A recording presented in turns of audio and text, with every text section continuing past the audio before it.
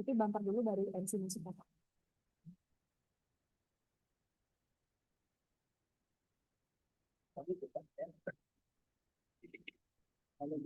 Kalau ada kita so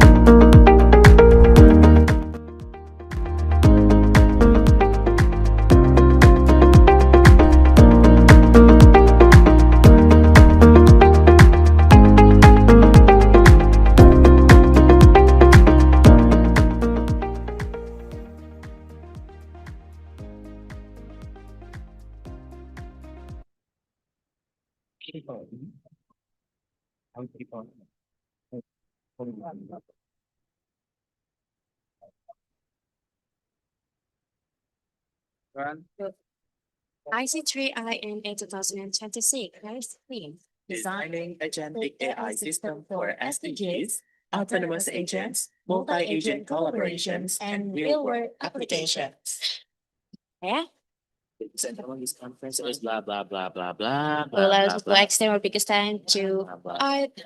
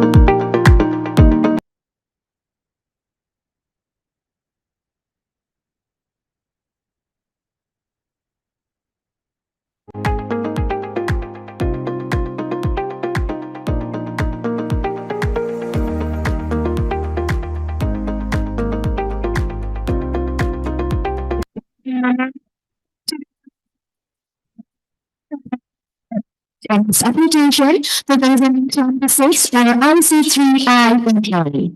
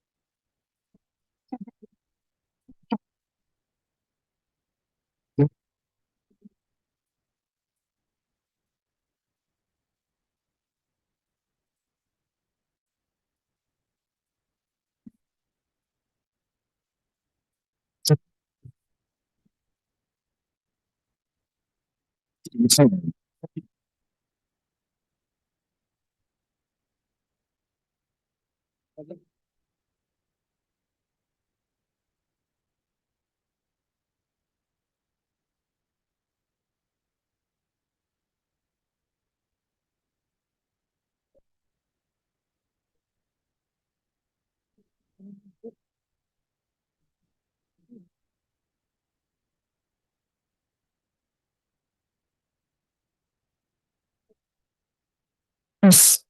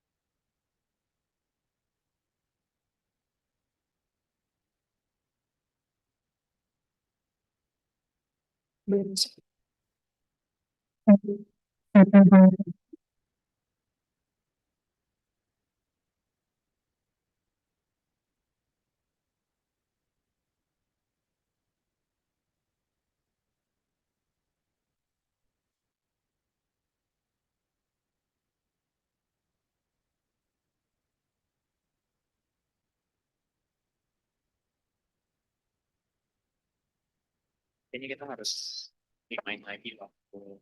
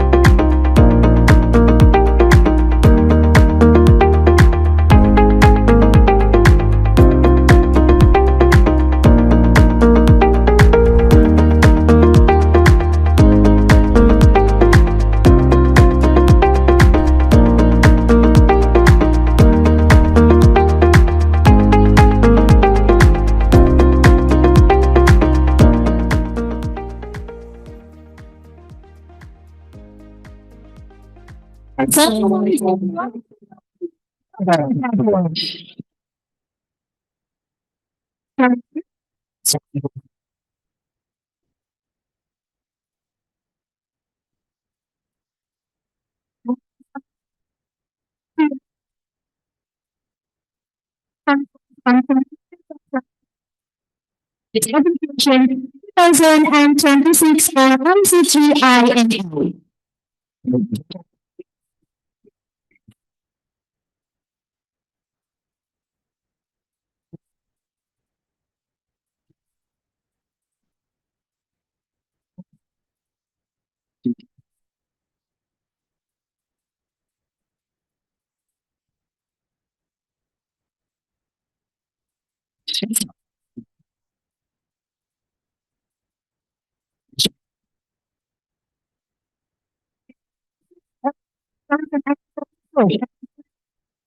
AI Systems. Can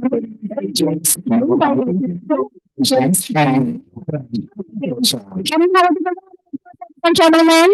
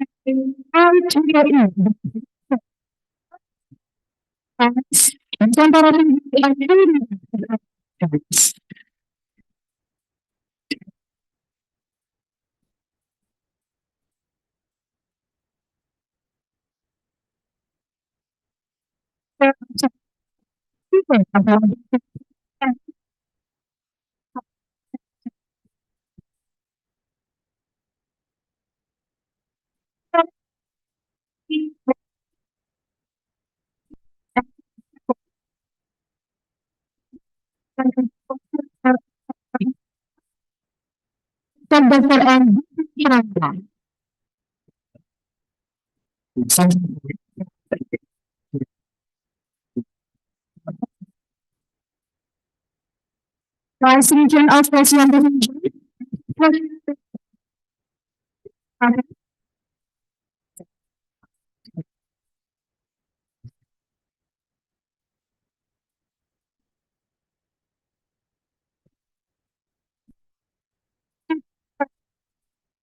comes to the SDGs question.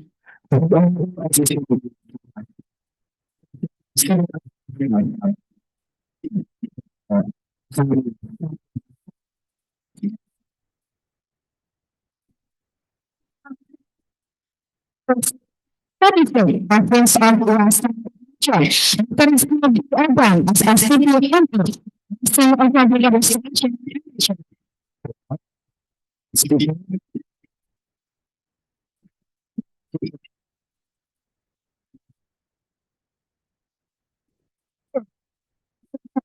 All right. Transforming research, German Center, Badan Riset.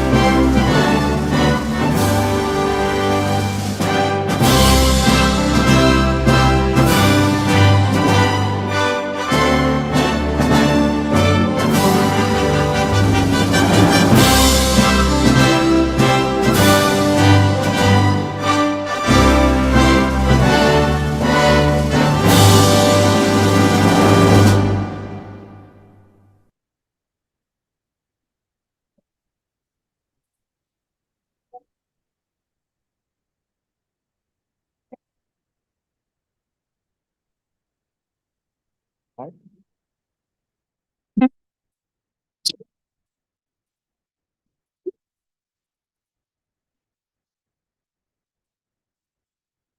Similar. These are similar with the dinosaurs.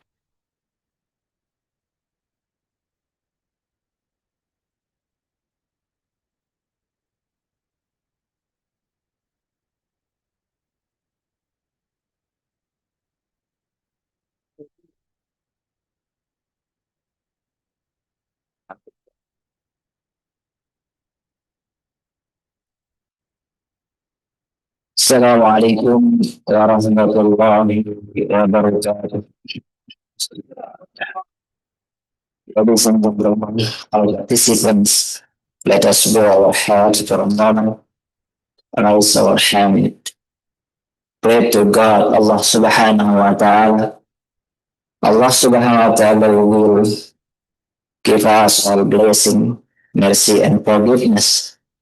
In this moment, I will lead this prayer based on the teaching of Islam. And those who are not Muslim, you please to pray according to each of your beliefs.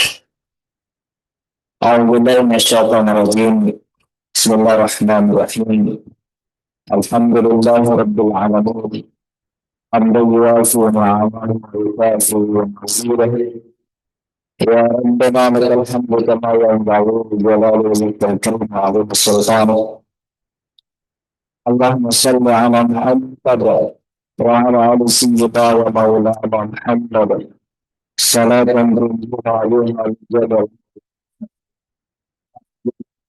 جميع الحاجة وتطهرنا من جميع السيئات وترفعنا بهم بالطعم والجد وتدلنا بالسراوات من جميع الخيرات في الحياة وبعد الموت السماء سعيد جب الدعوة اللهم اغفر لنا ولوالدينا ونحن دون الصغار ولأزواجنا وأولادنا زوجنا وزوجاتنا وأستاذنا ولمن أحسن إليهم ولجميع المسلمين والمسلمات والمؤمنين والمؤمنات our sins, our parents, our teachers, our brothers and sisters, and those who are compared to us, as well as the Muslim Muslimat, the believers and believers who are allowed from who have done. Everyone can stand on this promise. And also our repentance. Indeed, you are in the most accepting of repentance, the most merciful. اللهم اجعل لنا هذا جمعا مباركا مرحوما وتفرقنا من بعد هذا تفرقا حسنا معصوما ومغفورا. Allah, today we will here to bring God the 13th International Conference on Computer Control, Informatics and its Application, IC3INA. 2026 will be tamed Design Agentic AI Systems or SDGs, autonomous zones, multi-agent collaboration and real application. Allah بالمعلمنا جهلنا وفهمنا على نفهم وزدنا علما وزدنا علما ويسر لنا امورنا. Ladies and international friends, useful science assembly as usual of sharing useful ideas, knowledge from Australian scholars, researchers, and students of various disciplines. Many the conference recognized today do for our lives, broaden our knowledge, share our ideas, and lead us to be successful, productive presence, also can reduce the dignity of our nation. اللهم إنا نسألك الهدى والتقى والعفاف والغنى. اللهم إنا الحق حقا وارزقنا اتباعه ومن الباطل باطلا وارزقنا اجتنابه. اللهم اجعلنا بالعافية والسلامة وحقنا بالتقوى والاستقامة. Ya Allah, guide and bless our hearts and our minds They rely on our guidance in our social wisdom of our activities. Allow us to set our mind correctly. Allow us to listen to each other, love each other so that we are encouraged by the blessed. ربنا ظلمنا أنفسنا وإن لم تغفر لنا وترحمنا لنكونن من الخاسرين. Allah, protect us from unintended and indeed temptation, so as that out and give us knowledge and song to perform the things. Equality, so as to make it clear on the things and give us knowledge and song to provide them.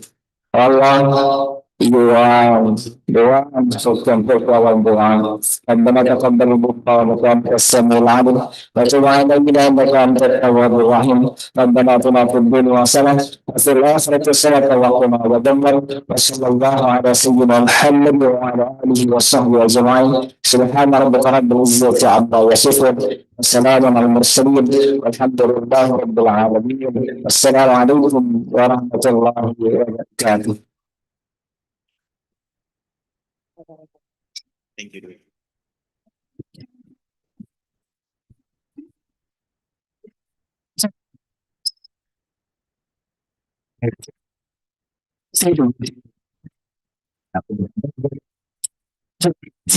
Chandra, PhD, as the chairman of IC3INA 2026. To Mr. Francis Oko Charaka, the time is yours.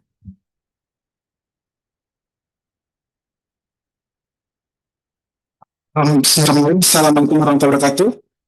Om Swastiastu, Namo Buddhaya, Salam Kebajikan. Good morning, distinguished guests, readers, scholars, and dear friends. We personally respect our welcome our VIP guests, Ms. Nataris, First Professor Dr. Engineer Budi Prawara, Field of ORA, Professor Dr. Esa Prakasa, Head of PSDI, Haji Nurul Adha, as the Vice Regent of West Lombok, Dr. Sudita, Vice Rector for Students and Alumni Affairs, Universitas Mataram, Insinyur Muhammad Samsu Iqbal, Dean of Faculty of Engineering Universitas Mataram, Dr. Amir Sahadia Satyajin, Deputy Director Alam Tourism Polytechnic, Bapak Rizky Adam, Head of Communications and Informatics Office West Lombok, Professor Qing Chen from Sulawesi Taiwan, my dear friends, Dr. Mat Hasalando, the Institute of Transfer Research, Dr. Diploma Engineer Asil, PhD, and Dr. Sima Hudson from Data. Years ago, when I was sitting cutting back, I was on auditorium, they were trying for me how to tech magic. But then, as of now, I know that true research is never right. It's not an arena to this whose mind suffer, or whose work is superior. Research I was far from the independent journey. It is born in that mind, silent laboratories, and endless moment of self-doubt. Where we ask ourselves if our small efforts will ever make a difference to the world. That is why science exists from a perspective. It is existing as that we are not alone. It's a sanctuary where excited folks find a home. Where curious minds meet without arguments, and there is the contributions soon into lifelong generations that shape humanity. This year, IC3INA has become a connection, hearts, and mind across borders. Our stellar submission will come in 7 papers congratulations. Being together by 743 and across 7 nations. Behind each of these excellent papers is a human story, a story of persistence, sacrifice, and unwavering knowledge. To every author in this room and across there, thank you for putting your soul in the work. Today we celebrate not just your data, but your dedication. And please allow me to express my deepest, most emotional thank you to the Assembly Committee in the back, first Dr. Engineer Budi Prawara, Dr. Salim Ibrahim, Dr. Sikomari, Sister Diana, Dr.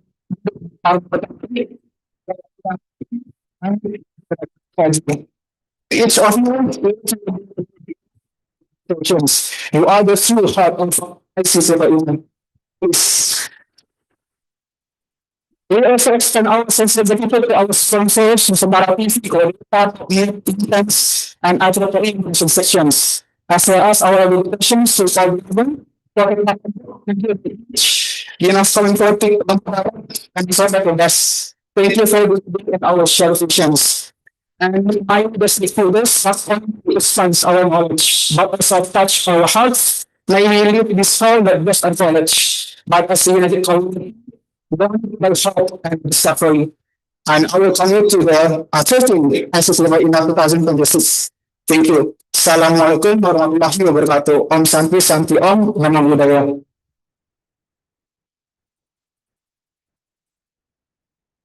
Once again, thanks to Mr. Rizky Kochanka for the wonderful speech.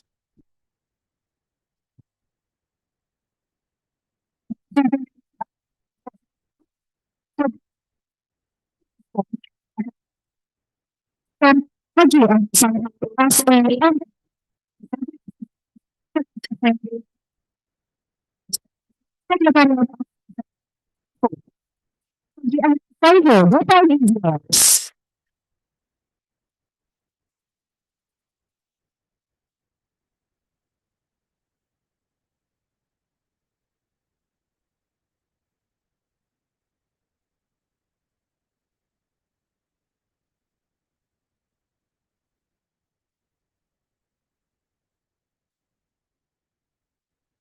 Baik, bismillahirrahmanirrahim. Assalamualaikum warahmatullahi wabarakatuh.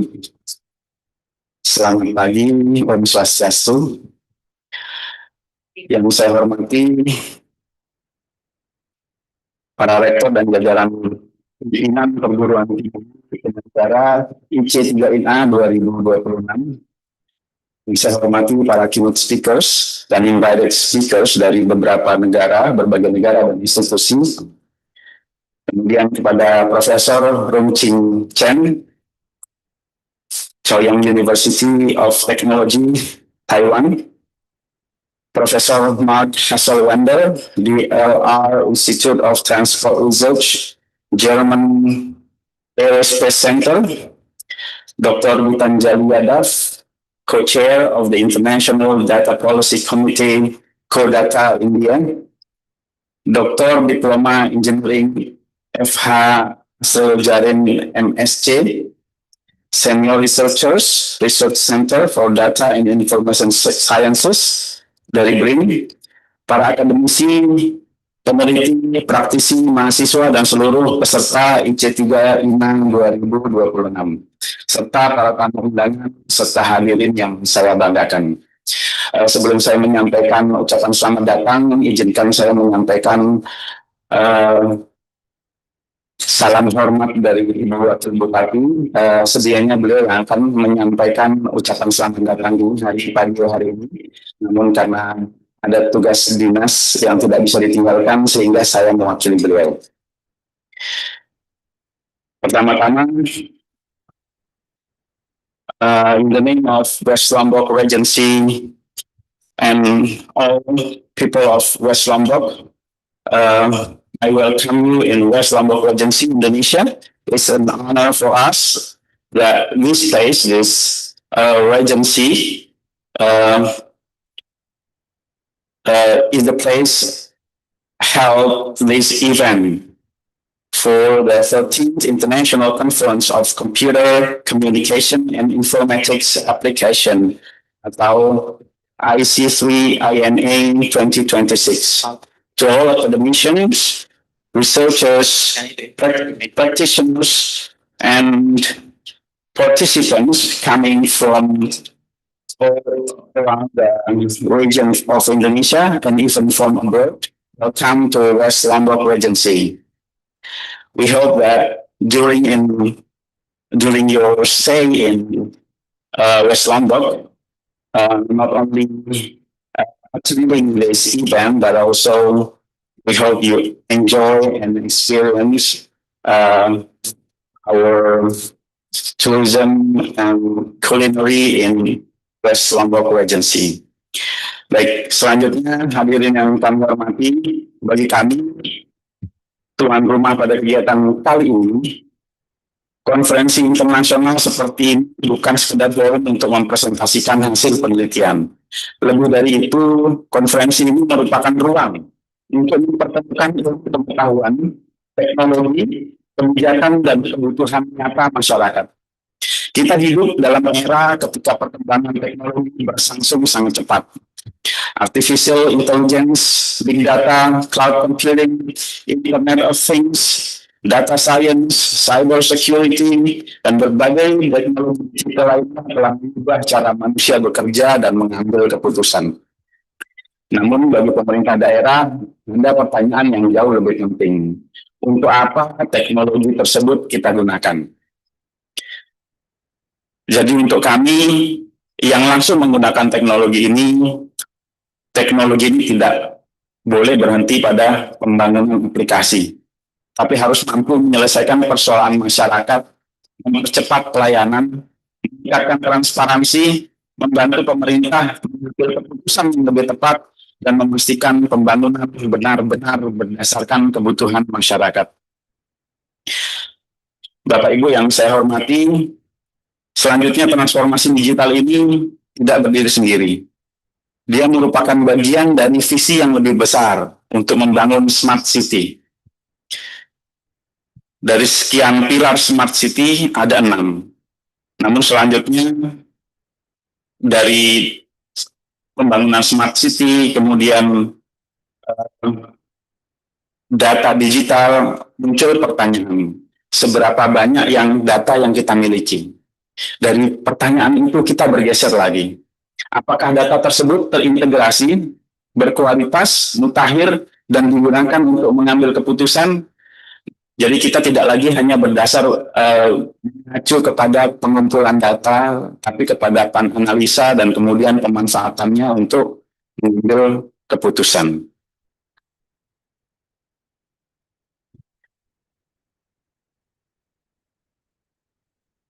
Bapak Ibu yang saya hormati,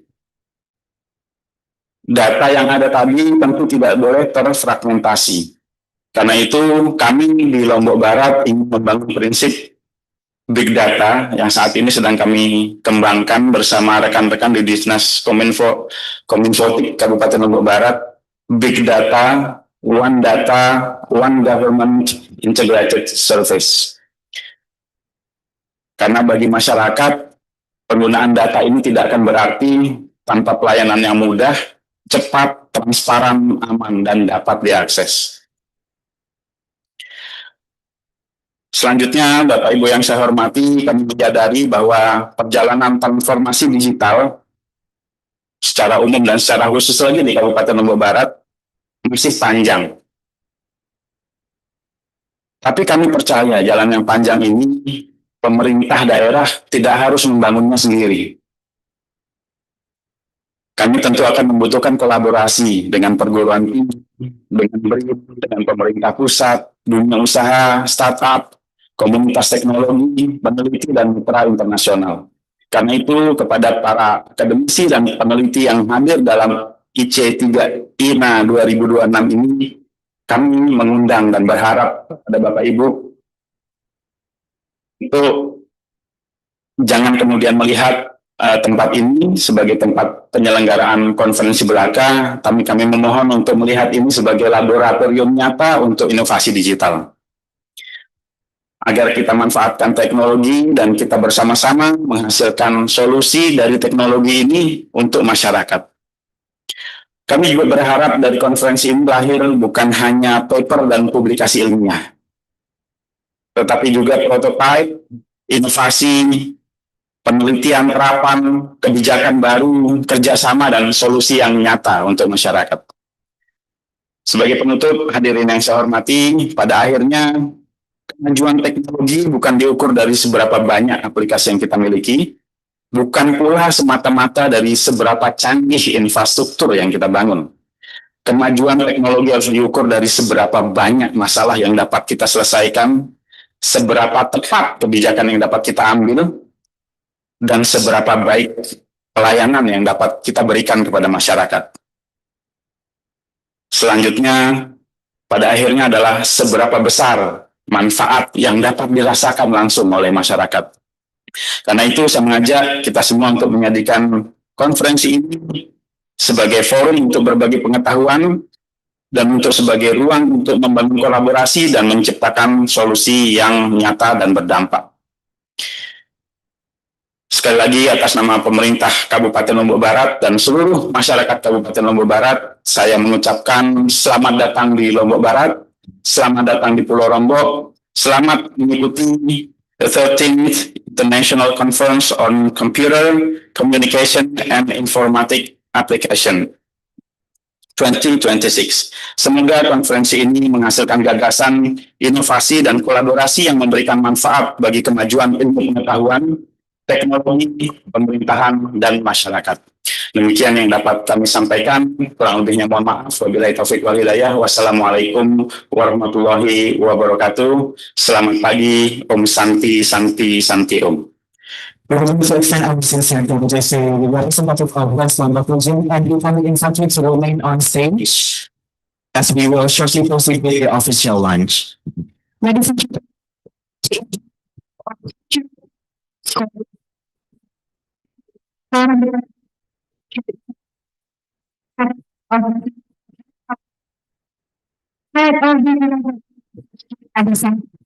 science and information research along with the so we will go to the stage which will show you a function of the sorry.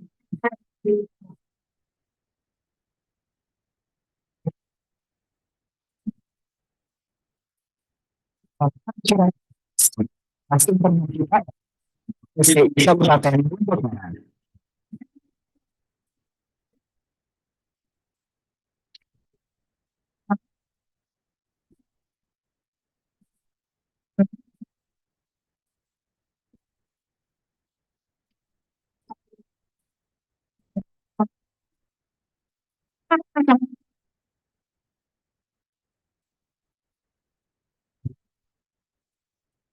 ada angka dimensi, tetapi juga buat sistem pendukung keputusan yang sistem sehingga intervensi.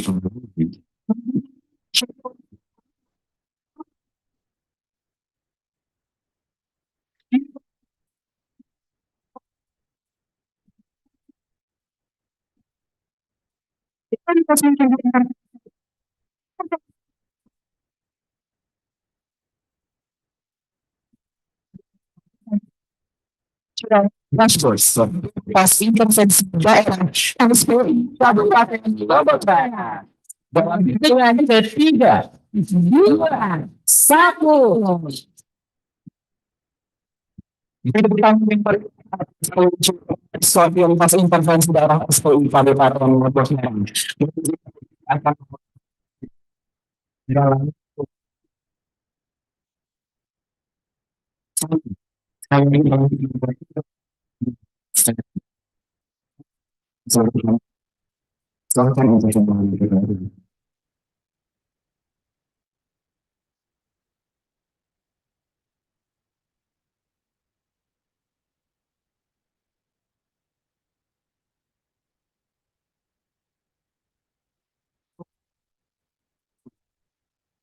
that will be delivered by Professor Muslim Isafrin Toso, as the Research Center for Data and Information Sciences in the National Research and Innovation Agency, or it's yours.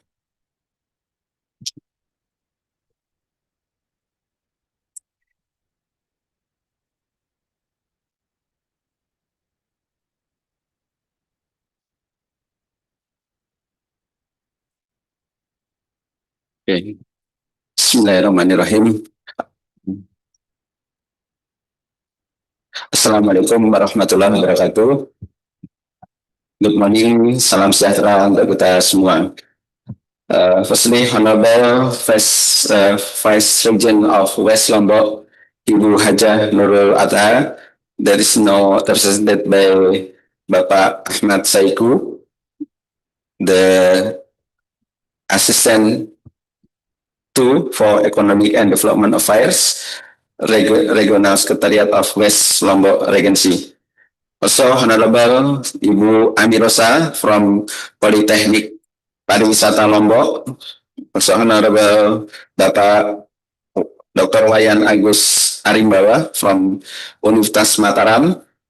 So the honorable directors from Dinas Komunikasi Informatika dan Statistik di Informatics Lombok Barat, and Honorable Professor Dr. Eng Budi Prawara, the Chairman of Research Organization for Electronics and Informatics, the National Research and Innovation Agency, BRIN, Honorable Insinyur Rezi Otacaraka, PhD, the Chairman of IC3INA 2026, and also the organizing the committee members, and also the distinguished guests, our respected keynote speakers, especially currently attending this forum.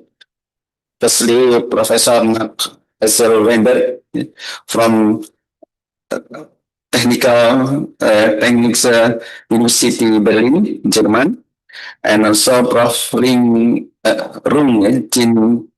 Jin from Taiwan, Dr.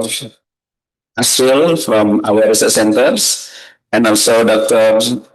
Simon Hudson from Co-Data. So all of the invited speakers, session chairs, reviewers, authors, presenters, and all participants, and also our colleagues and partners from Politeknik Pariwisata Lombok, the government of West Lombok Agency, and also from Dinas Komunikasi Informatika and Statistik, Diskom Infotik Lombok Barat or West Lombok Agency, and also our valued sponsors and supporting partners, especially from Co-Data, Net, Intense, Nusantara TV, and IEEE Indonesia sections. Ladies and gentlemen, it's my great pleasure and honor to welcome all of you to the 13th International Conference on Computer Control, Informatics and its Application, or we call it as IC3INA 2026. On behalf of Research Center for Data Information Census, National Research and Innovation Agency of Indonesia, or BRIN, I would like to warmly welcome all of you to this international conference. It's a great pleasure to see all of the participants joining us here in Lombok, as well as colleagues who are participating virtually from different parts of Indonesia and from around the world. This year, IC3INA carries the theme, Designing Agentic AI Systems for SDGs, Autonomous Agents, Multi-Agent Collaboration, and Real-World Applications.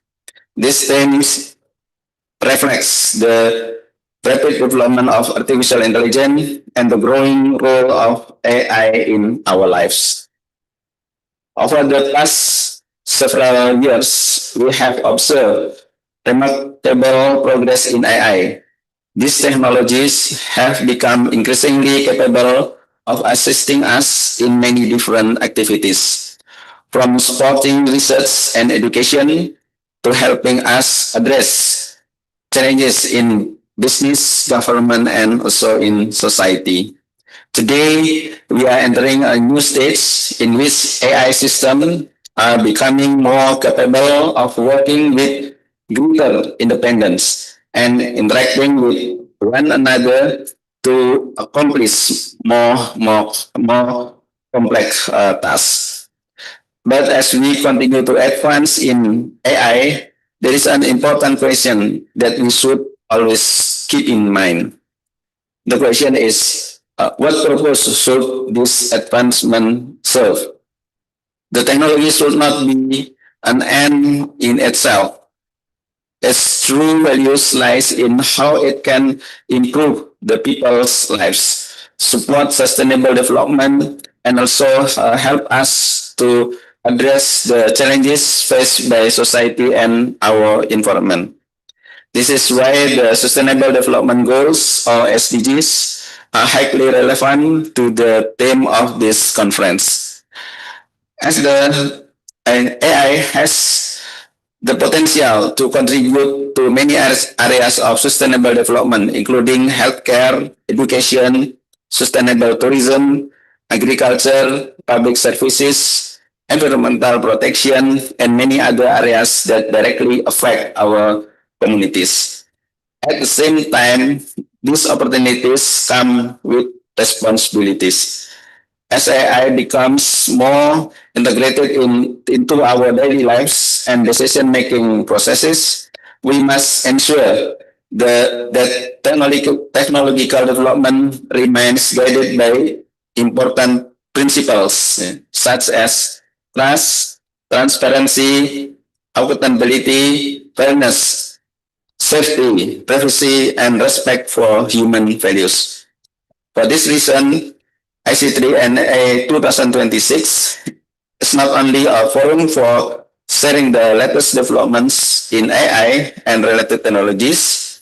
More importantly, it is a platform for us to discuss how innovation can be developed and applied responsibly, inclusively, and meaningfully, so that technology can contribute to sustainable development and create a better future for society.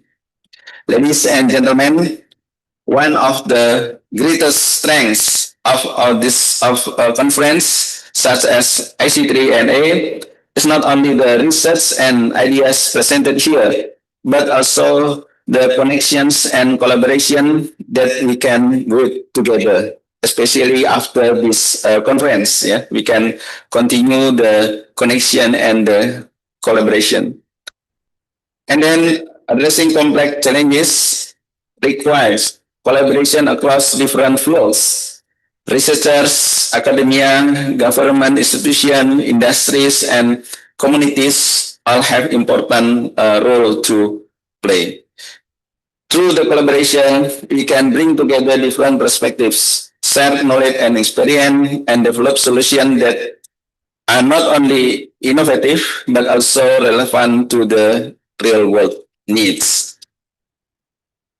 In this spirit, we are grateful for the collaboration and support of our co-organizers and partners, including Politeknik Pariwisata Lombok, the Government of West Lombok Regency, and Dinas Komunikasi Informatika dan Statistik, Diskom Infotik, Lombok Barat.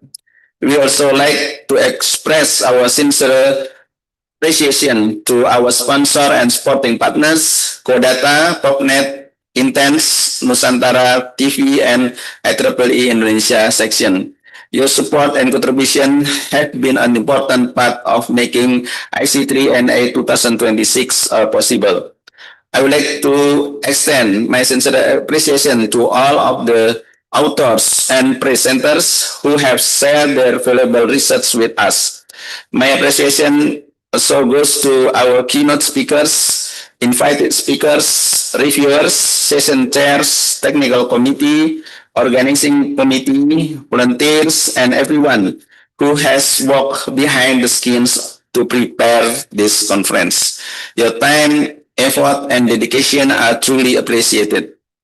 To our international participants, I hope the IC3INA 2026 will be more than an opportunity to share your research. I hope you will also have the opportunity to experience the hospitality, culture, and natural beauty of Lombok and West Nusa Tenggara province.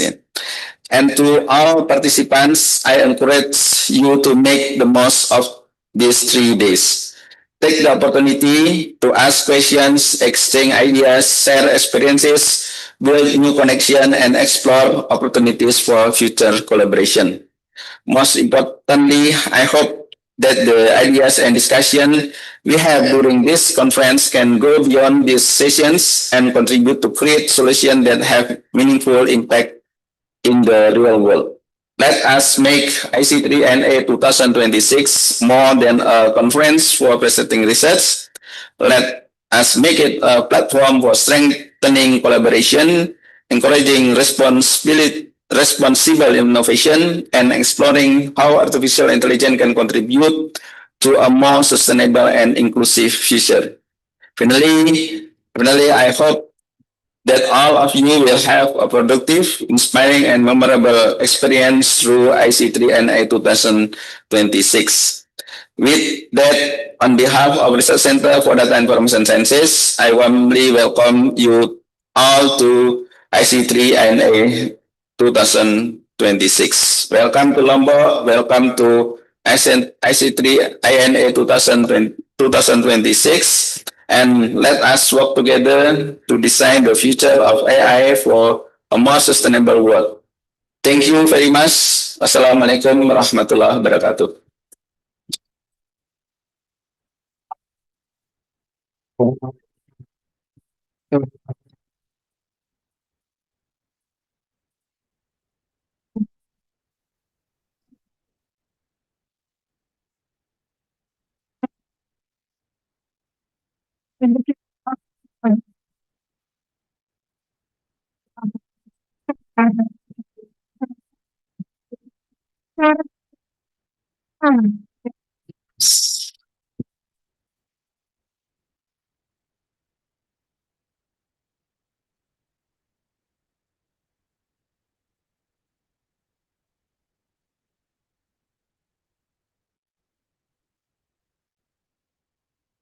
Assalamualaikum warahmatullahi wabarakatuh. Good morning. Salam sejahtera untuk kita semua. Om Swastiastu, Namo Buddhaya, Salam Kebajikan. Distinguished Haji Ahmad Saiku, representing the government of West Lombok Regency, Professor Esa Prakasa, Head of Research Center for Data Information Sciences, Ibu Amirosa, Deputy Director 1 Lombok Tourism Polytechnics, Dr. Wayan Agus Arimbawa, Head Office of International Affairs, University of Mataram, and also our college, Head Office of Communication, Informatics, and Statistics, West Lombok, and I see some of our college. And also Dr. Rezi Eko Caraka as a chair of organizing committee IC3INA 2026. Distinguished keynote speakers and invited speakers, session chairs, reviewers, authors, presenters, and participants. Also our partners and distinguished guests from Polytechnic Paribas Sata Lombok, University Mataram, Baprida Lombok Barat, the government of West Lombok Regency, and Diskom Infotik Lombok Barat. Also our sponsor and supporting partners, ladies and gentlemen, it is great honor for me to stand before you today on behalf of Research Organization for Informatics and Electronics at National Research and Innovation Agency of Indonesia, or BRIN, to formally open the 13th International Conference on Computer Control Informatics and its Applications 2026.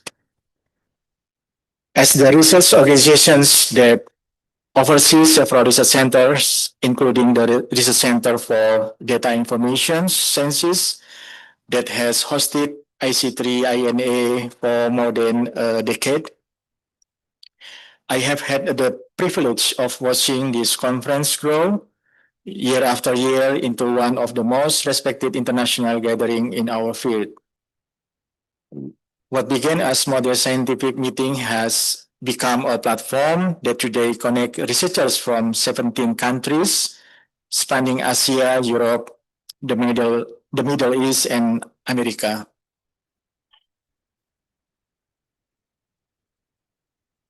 This year theme, designing agentic AI system for SDGs, autonomous agent, multi-agent collaboration, and real-world applications, is especially relevant. Across BRIN's research organization, we are seeing the same shift that This time capture, artificial intelligence is moving from being a tool that assists us to becoming a collaborator that can plan, decide, and act with increasing autonomy. This shift carries enormous promise, but it also carries enormous responsibility. As a nation research institutions, BRIN's mandate is not only to advance science and technology, but to ensure that this advancement translates into real benefit for the Indonesian people and contributes meaningfully to the global community. Agentic AI, multi-agent collaborations, and sustainable development goals are not separate conversations. They are increasingly one and the same conversations about how we design systems that are capable, yes, but also trustworthy, transparent, and aligned with human values. This is precisely why forum like IC3INA matters. Complex challenge, whether in healthcare, environmental management, energy, or governance, are rarely solved within a single institution or single discipline.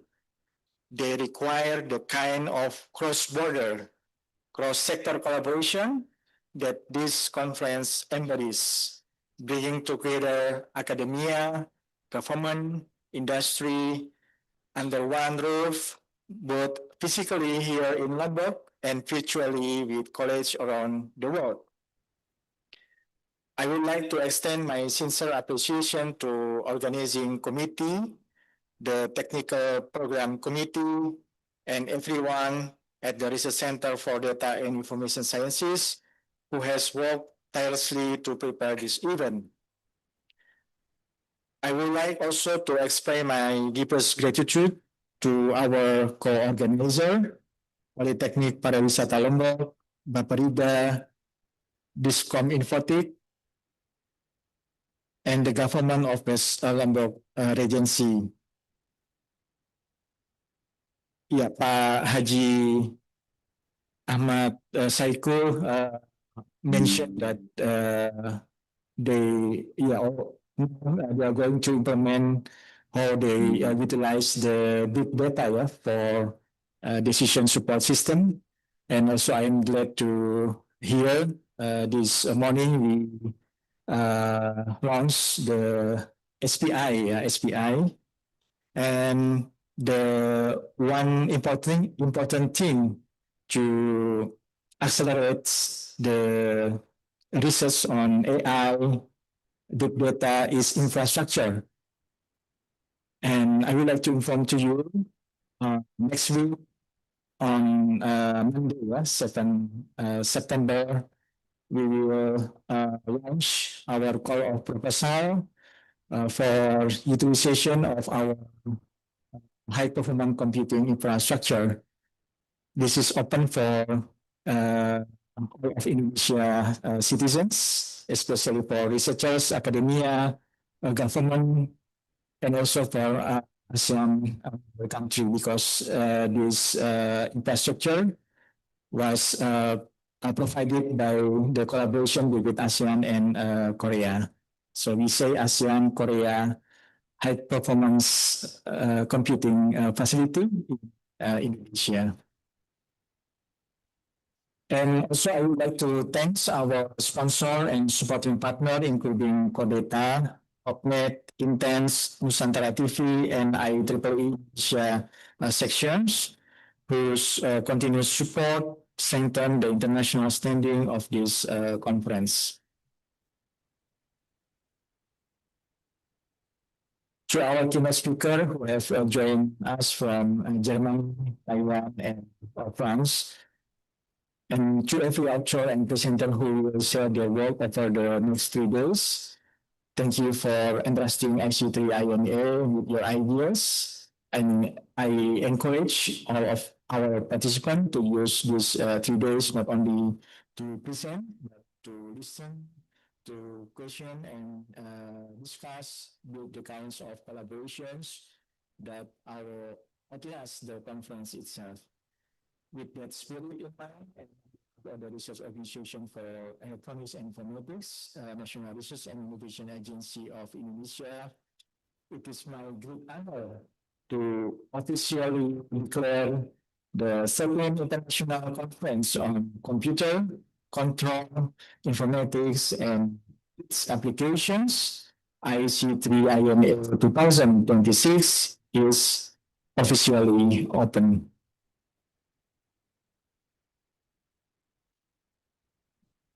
Our discussion here in Senggigi Lombok have set AI systems that are not only intelligent, but responsible and genuinely self-sustainable development for Indonesia and for the world.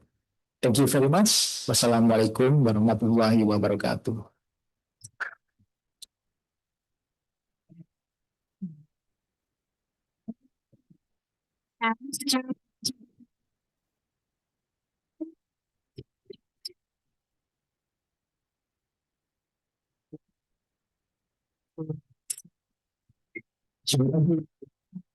System based on the program with social planning,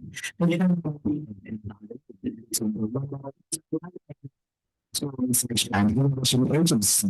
We would also like to invite the representatives of each institution to come forward to the stage to speak.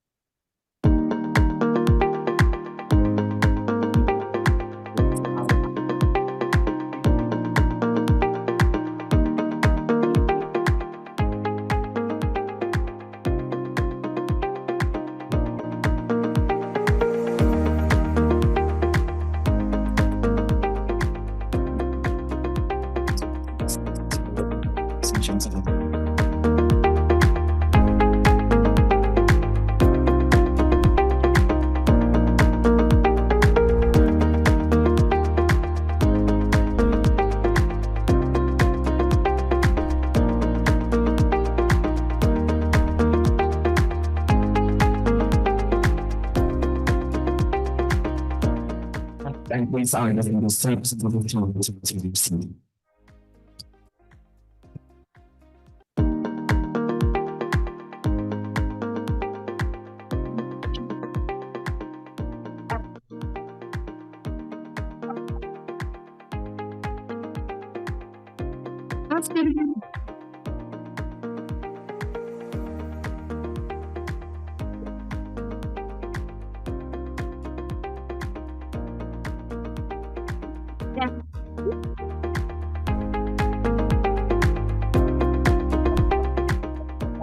the audience surprised because we're also going to do a photo session together with our guests.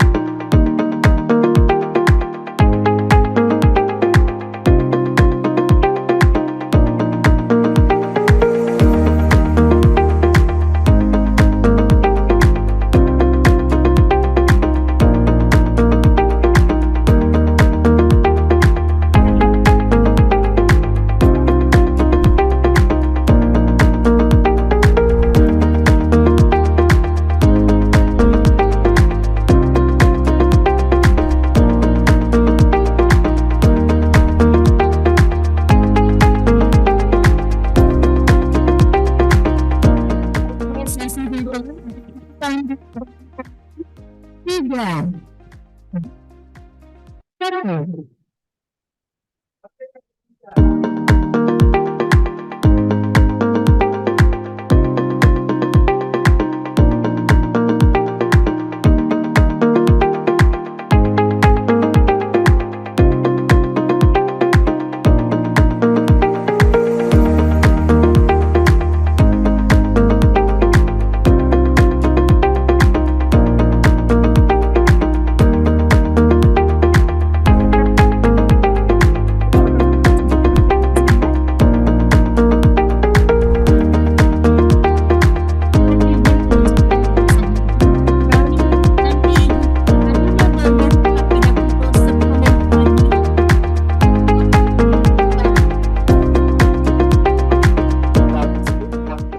Session is short and compliment, and all of the audience will be pleased to enjoy the refreshment that's been prepared.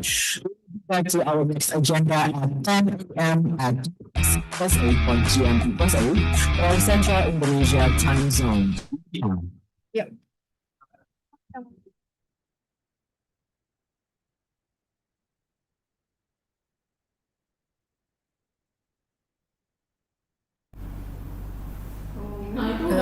Good morning everyone.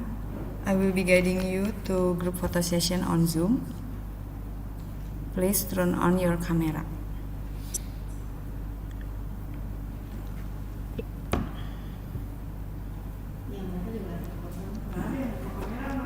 Ada itu.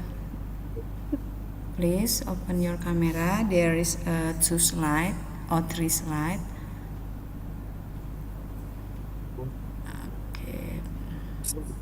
Okay, I will count down for each one.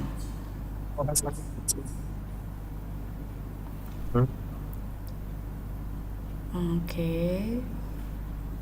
Slide 1. 1, 2, 3. Give your best smile. What a moment, please, for slide 2. 1, 2, 3. And the last slide, 1, 2, 3. Okay, thank you very much.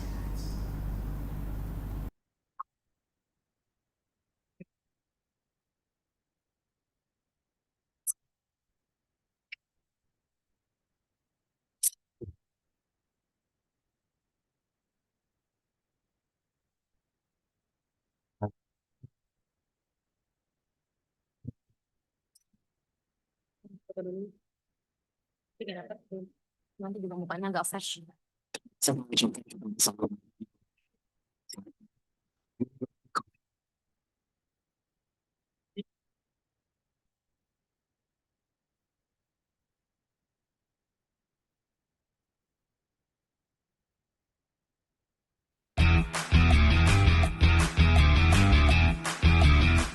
Sejak awal berdiri, Nusantara TV hadir sebagai wajah baru dalam industri penyiaran Indonesia. Begusung semangat inovasi, kami berkomitmen untuk menghadirkan tayangan berkualitas, informatif, dan menghibur bagi seluruh lapisan masyarakat.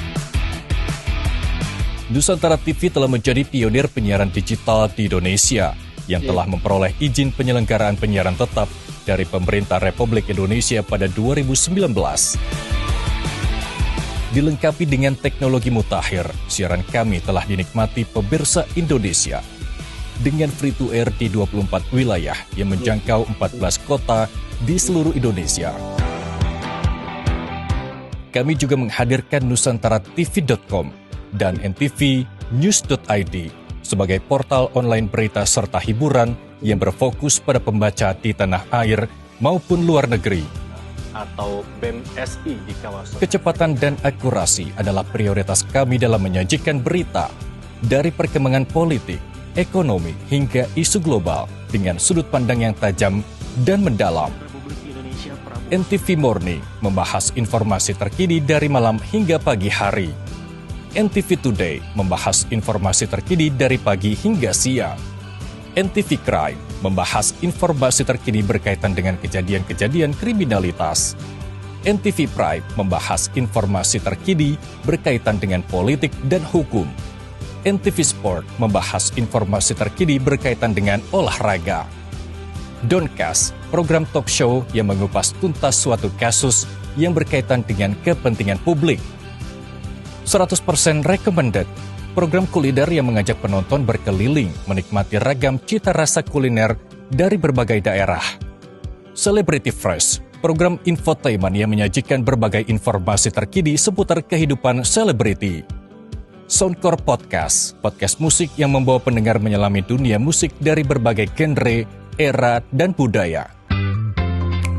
Kami tidak hanya menghadirkan tayangan berkualitas di layar kaca, tetapi juga menjadi bagian dari perhelatan besar di Indonesia. Nusantara Economic Outlook, NEO, CEO Awards dan Business Forum, Dusaf, Pesona Nusantara, Soundcore Unplugged, Biosferan, Volcano Run, Indonesia Long Drive Competition, PNM Liga Nusantara, Indonesia Basket League.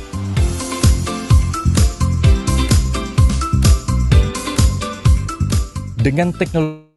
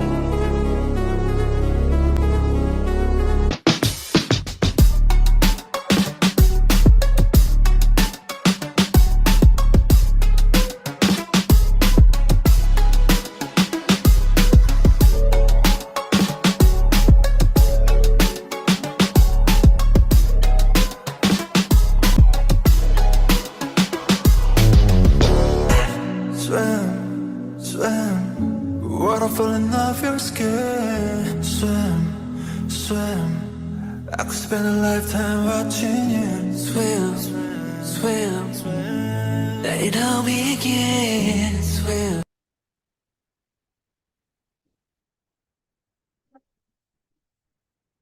Take some. Take some.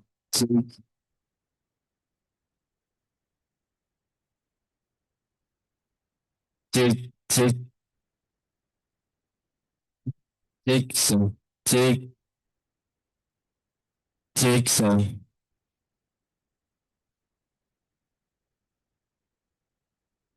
Take some. Take some.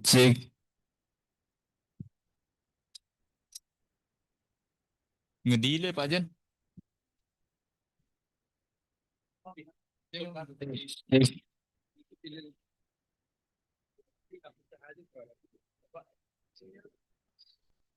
Mic-nya mana?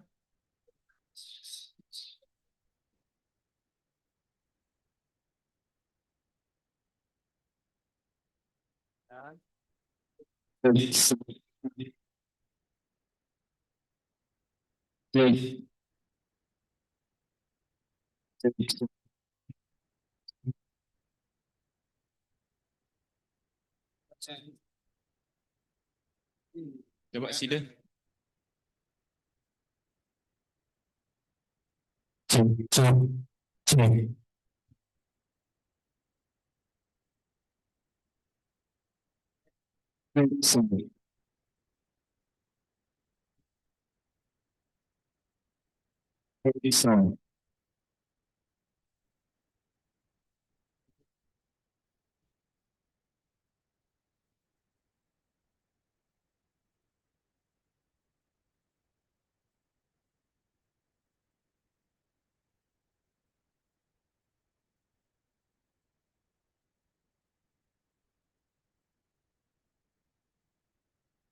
Take some.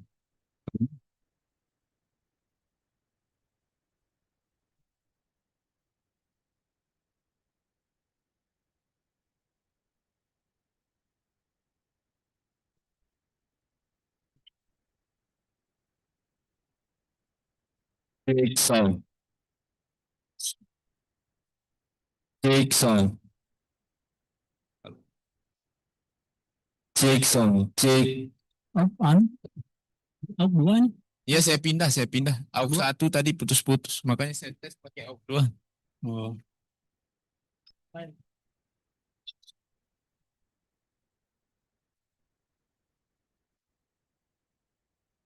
Kalau di Zoom gimana?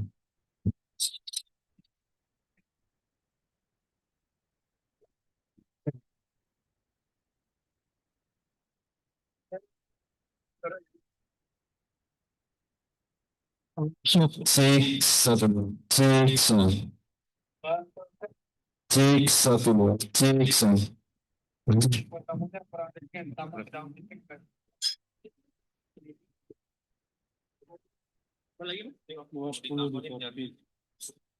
Take some. Take some. Take.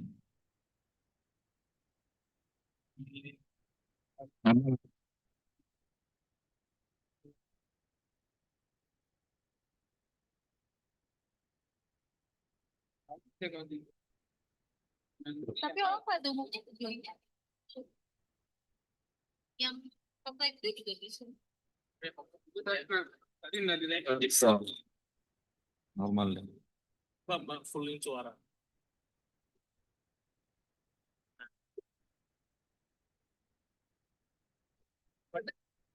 Take satu. Take some. Take satu. Take some. Berarti di streamingnya yang masih kurang. Ini aman. Nggak bisa direkod karena ini. Rekod juga kali. Direkod kalau ini. Kalau di Zoom itu kan bassnya bersih dia. Ini memang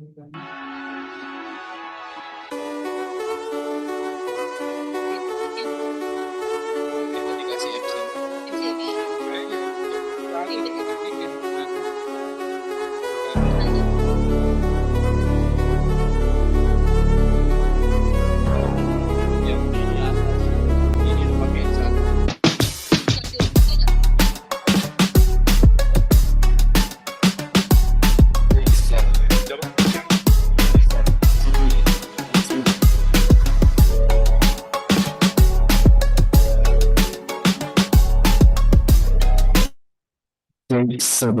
Take some. Masuk. Ya.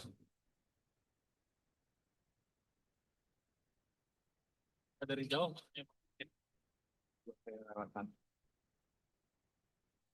Ganti dia.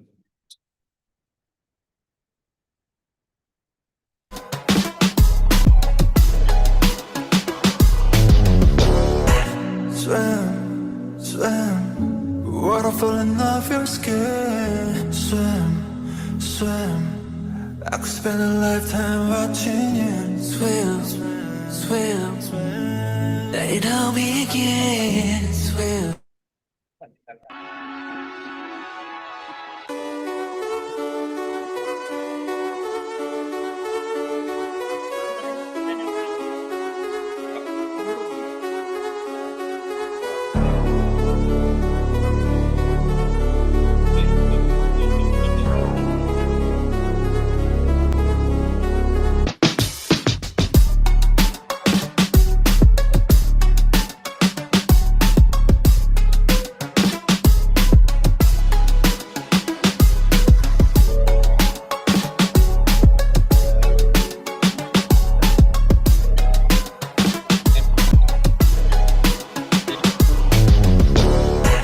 Swim, swim, what?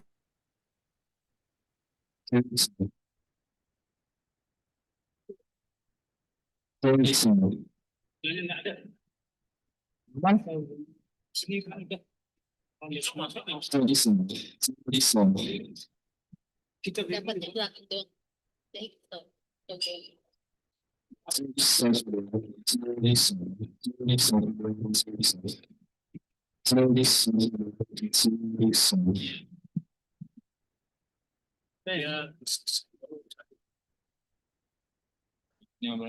Ya.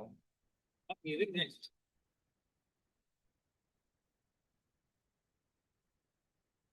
Jadi dapat tiga. Dia main ketemu gini saya. Aneh. Ini kalau ini udah nyala harus udah. Ini juga masuknya cuma bisa cek tone. Dia dapat tone-nya doang. Cek masuk kayak gini. Nyala mic-nya. Mic-nya enggak.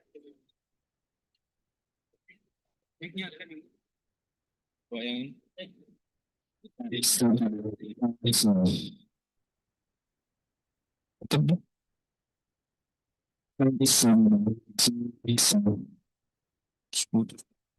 Terus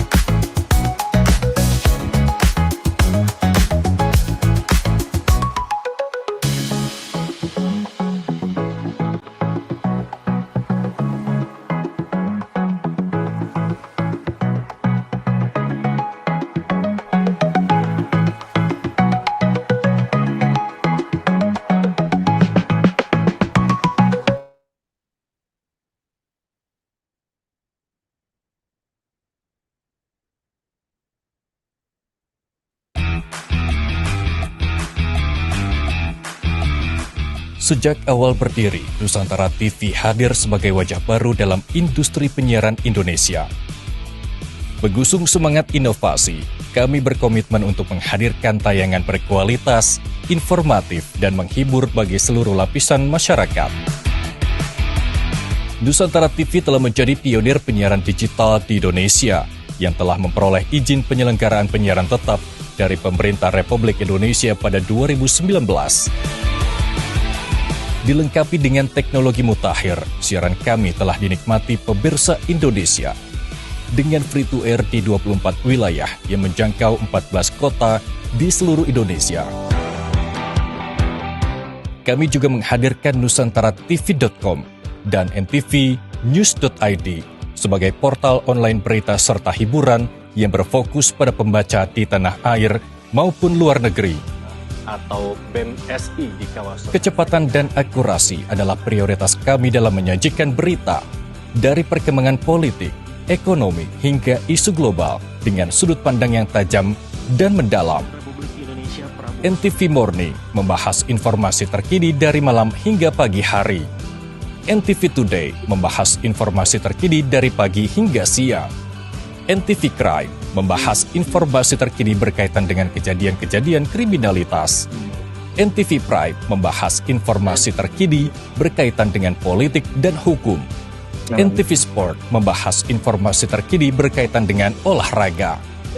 Doncast, program talk show yang mengupas tuntas suatu kasus yang berkaitan dengan kepentingan publik. 100% recommended, program kuliner yang mengajak penonton berkeliling menikmati ragam cita rasa kuliner dari berbagai daerah. Celebrity Fresh, program infotainment yang menyajikan berbagai informasi terkini seputar kehidupan selebriti. Soundcore Podcast, podcast musik yang membawa pendengar menyelami dunia musik dari berbagai genre, era, dan budaya. Kami tidak hanya menghadirkan tayangan berkualitas di layar kaca, tetapi juga menjadi bagian dari perhelatan besar di Indonesia. Nusantara Economic Outlook, NEO, CEO Awards dan Business Forum, Nusaf, Pesona Nusantara, Soundcore Unplugged, Biosferan, Volcano Run, Indonesia Long Drive Competition, PNM Liga Nusantara, Indonesia Basket League.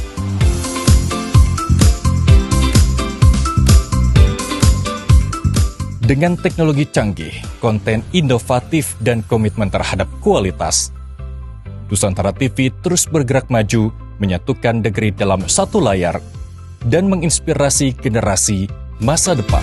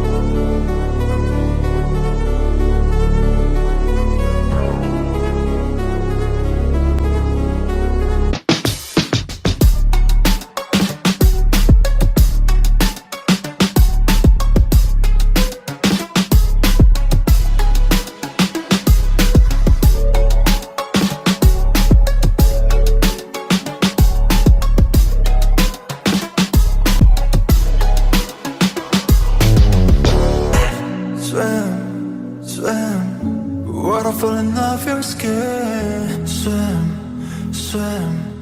I could spend a lifetime watching you swim. Let it all begin. Swim.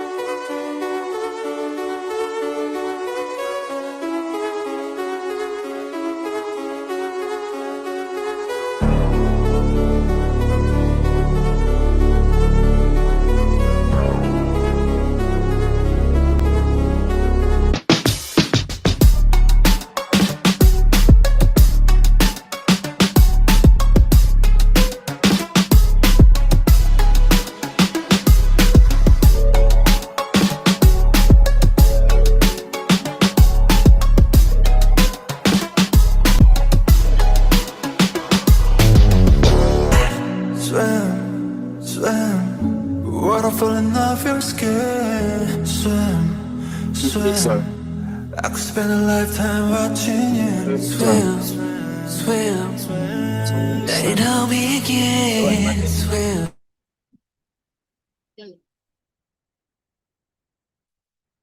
So, Udah normal tuh. Berarti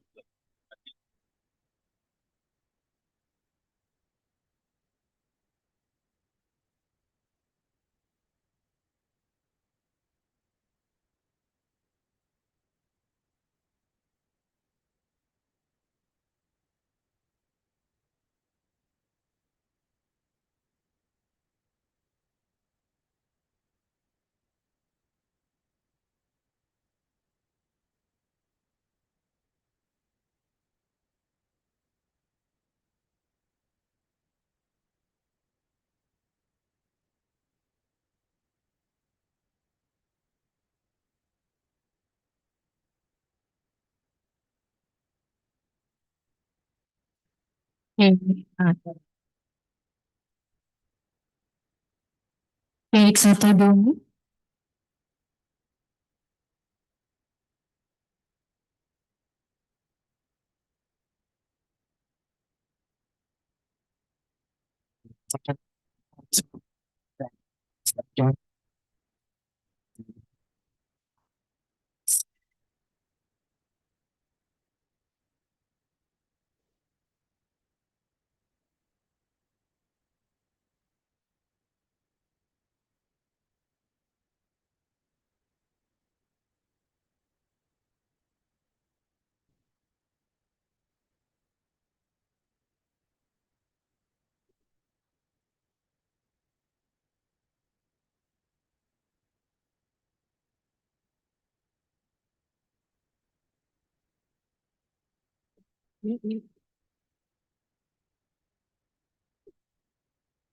Ulang. Baik, satu dulu.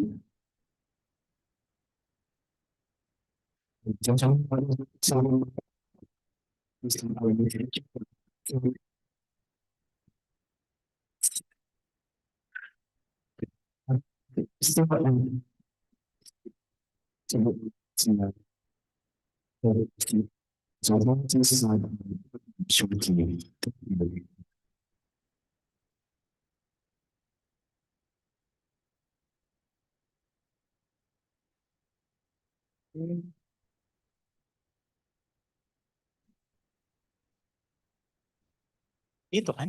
Ya, udah gininya.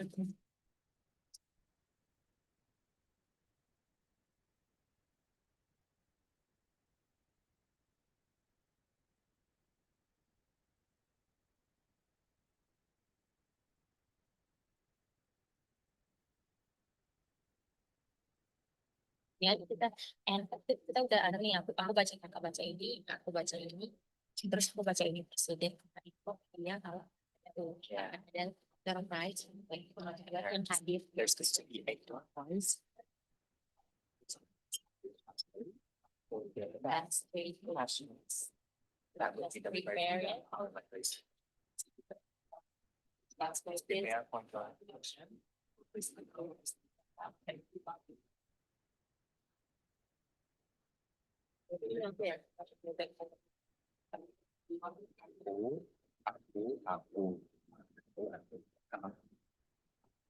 Terus kalau yang question tuh apa ya? Masih 3 menit. Dulu deh.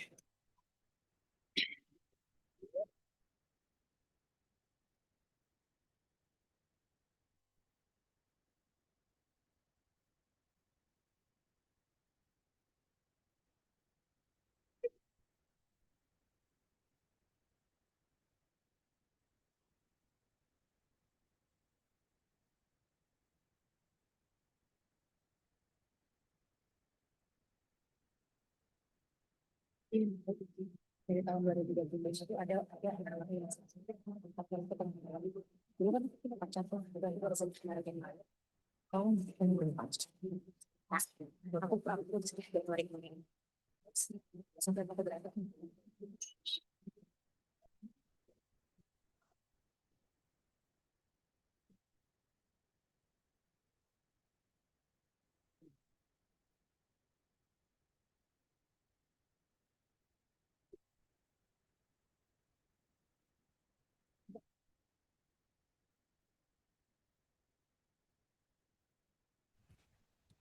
Good morning, Herr Profession. Are you there? Tadi malam udah beberapa kali aku Profession, lama banget. Tapi nggak apa-apa. are you with us, Profession?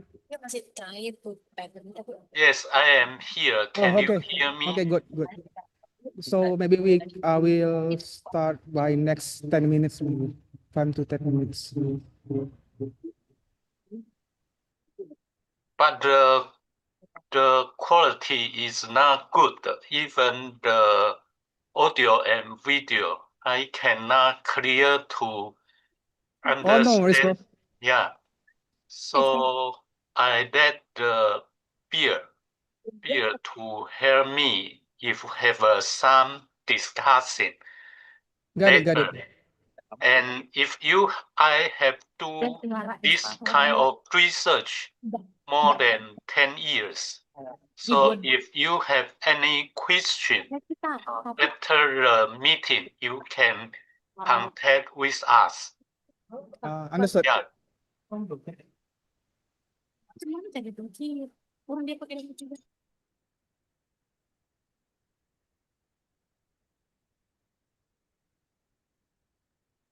Thank you.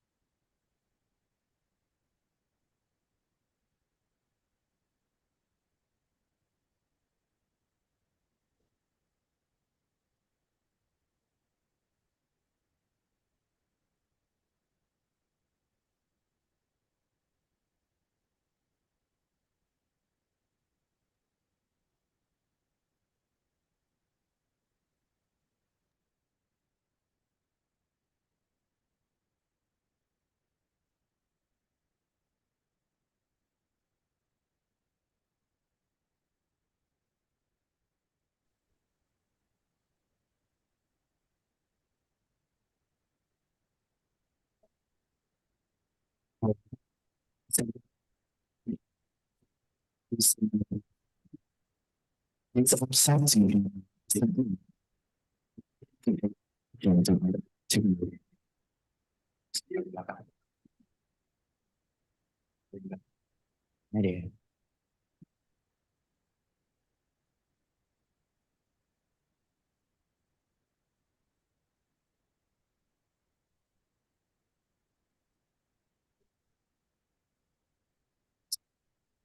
So ultimately, so that you classroom so involved.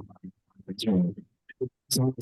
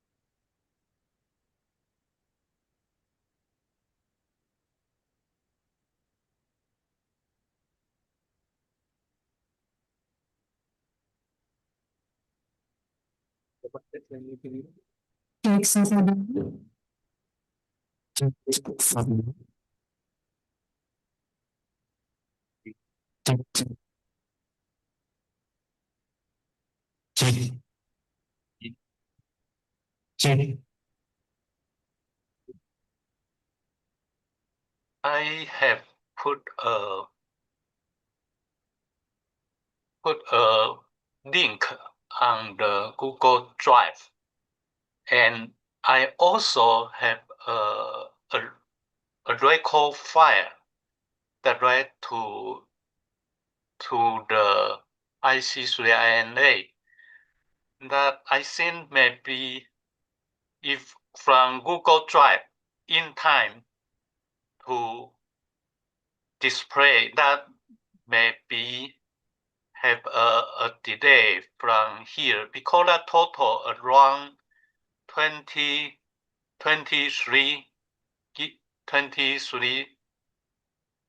megabyte. I think I'm not sure the quality from the Google Drive to here is okay. Yeah. Okay, thank you, Prof. We will check that.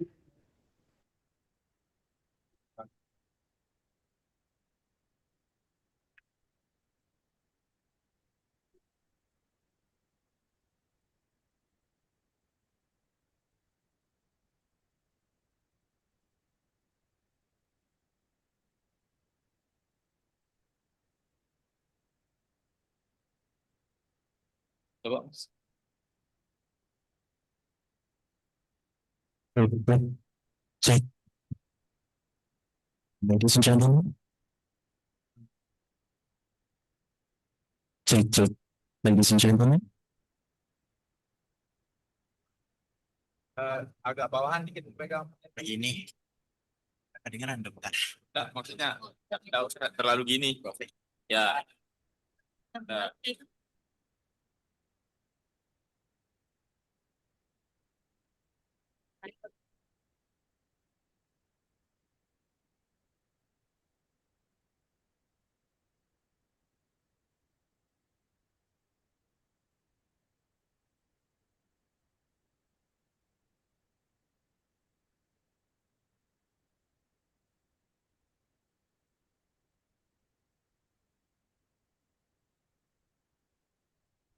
So welcome back to our event and shortly during our main agenda.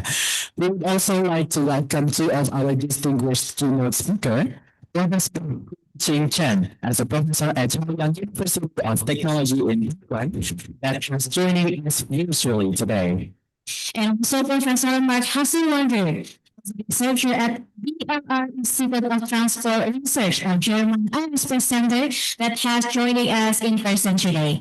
Ladies and gentlemen, on the next session, we want to inform you to all in virtual or in person to be able to ask questions for Q&A session, and for the audience who have joining us virtually to write the question in the chat box. We would also like to inform to our audience who has joined us in person today that there's going to be a broadcast for the best question in our Q&A session later. Ladies and gentlemen, for our first keynote speakers agenda, we would like to invite to the stage our distinguished moderator, Mr. Wayan Agus Arimbaya, PhD, as a lecturer at University of Mataram. That will be our first moderator for today. So without any further ado, let us welcome Mr. Wayan Agus Arimbaya, PhD, to the stage.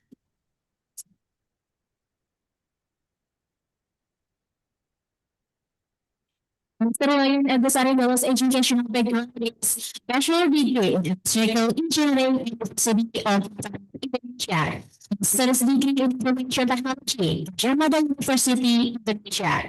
PhD in technology management, economics and policy, Seoul National University, South Korea. So Agus Arimbaya research interest is Internet of Things or IoT, smart cities, smart energy systems, information technology, data analytics, and intelligent systems. This research includes IoT-enabled architectures, smart energy auditing, solar-powered systems, hydroponics, wireless sensor networks, and intelligent information systems. And Mr. Wayan Agus' achievements is recipient of the CL Fellowship Order South Korea. This research is Campus Index International Journals Conferences, speaker at international academic events in Indonesia and South Korea. Director of the Office of International Affairs, University of Mataram. Former Head and Vice Rector for Academic Affairs at College of Informatics, Computer Management, Serta. So, without any further ado, let's welcome Mr. Ryan Agus Aruna, PhD, as our first moderator for today. Please, round of applause.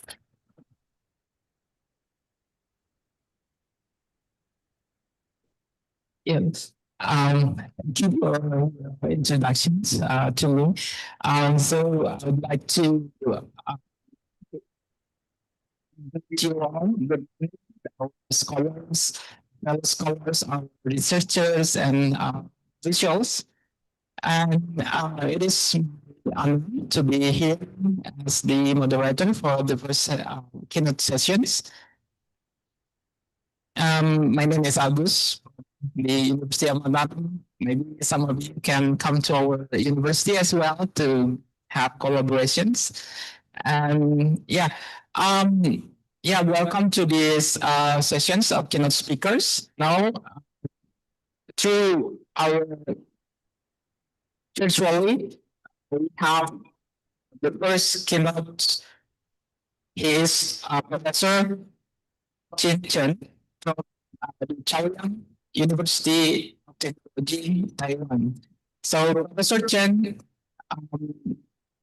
received his bachelor degree from the Department of Electrical Engineering, National Taiwan University of Science and Technology, Taipei, Taiwan, and his master degree from the Institute of Computer Engineering, also from National Taiwan University of Science and Technology, Taipei, Taiwan, and his PhD degree from the Department of Applied Mathematics, Computer Science, National Chongqing University.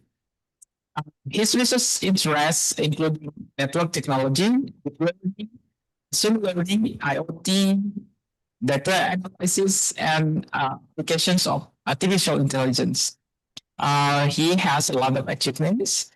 He was the head senior leadership at the Chaoyang University of Technology, and he served in prominent professional leadership positions, including the president of Taiwanese Association for Consumer Electronics, IEEE Steering Committee members, and Executive Director of IET Taipei Network, and become a fellow IET in 2011. He held international visiting appointments at the University of Central Florida in 2012, University of Aizu, Japan, and in Germany. He also learned about 2% very excellence of scientists, scholars globally in the information field and in AI, engineering, and operation research. He published hundreds of SCI journals, papers, and served as editor and associate editor of numerous journals and as chief organizer of multiple conferences. So, we will have this keynote session, and after that, we will have a Q&A session. So please, you need to take a note and ask good questions. Among those questions, one chosen as to receive door prize for that. So please have a good question on it. Without further ado, join me to welcome Professor Chen to this keynote speech. So, Professor Chen, the floor is yours.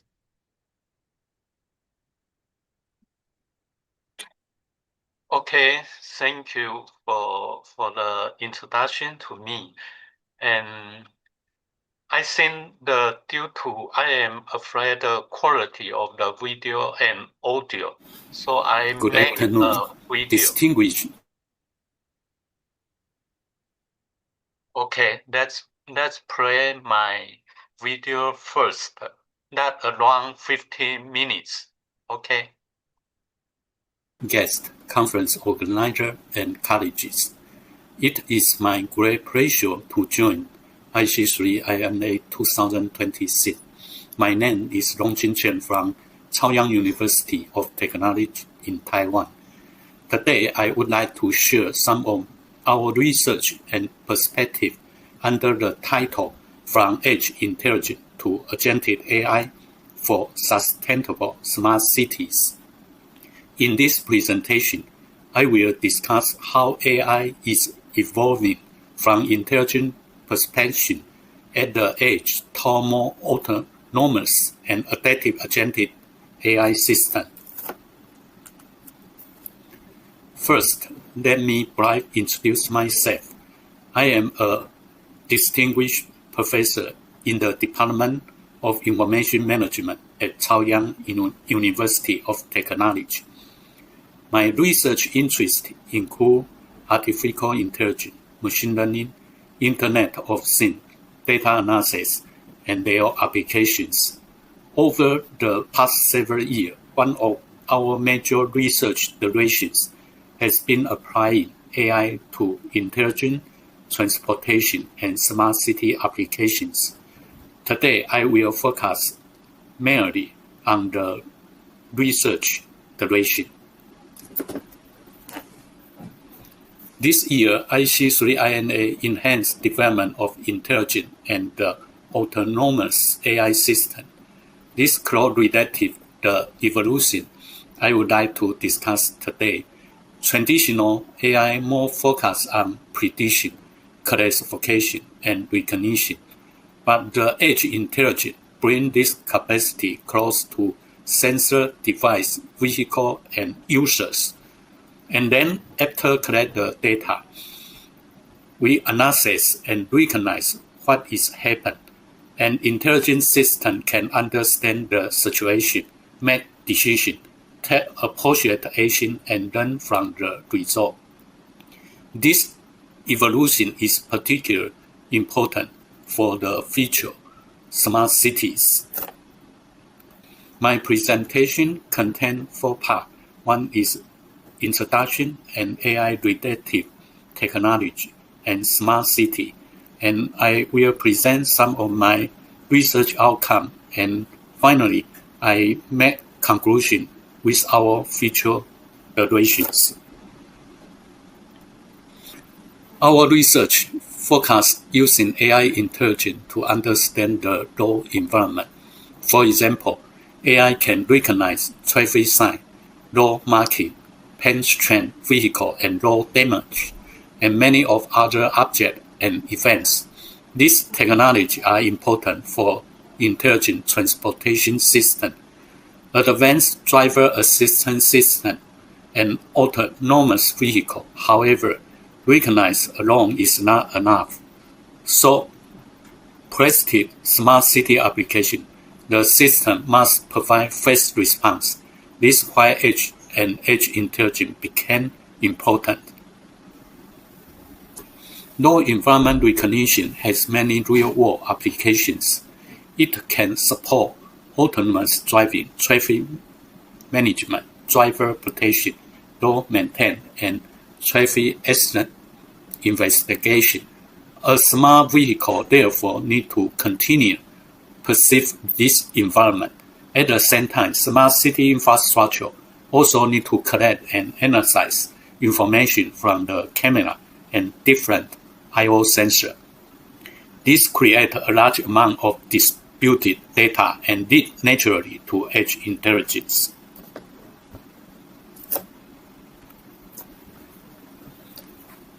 One of technologies support distributed edge intelligence is federated learning. In traditional machine learning, data are usually collected and transferred to a central server for training. Federated learning provides a different approach. Original data can remain on local device. Each device performs local train and only model parameters are shared with the central server. Therefore, federated learning can reduce unnecessary data transmission and provide better data privacy. This is particularly useful when a smart city contains many disputed I/O and edge devices. Now let's move from edge intelligence to agentic AI. Agentic AI represents an important change in the role of artificial intelligence. Traditional AI used to receive an input and produce output. Agentic AI goes further. Agentic AI system can understand goal and context, make decisions, take action, and adapt its behavior based on the feedback. In other words, AI is changed from a passive tool into a more autonomous problem-solving system for future smart cities. That means AI will not only tell us what is happening, it may also determine what should be done next. We can understand agentic AI through a continuous circle. The first step is perceiving. The system collects information from camera, sensor, dataset, and other sources to understand its environment. Next comes reasoning, based on the available information and its goal. The AI determines what should be done. Then it acts by interacting with device, software, and other systems. Finally, it learns from the result and feedback. So we can summarize the agentic AI circle with feature words: perceive, reasoning, act, and learn. This circle is particularly relevant to autonomous vehicle and intelligent transportations.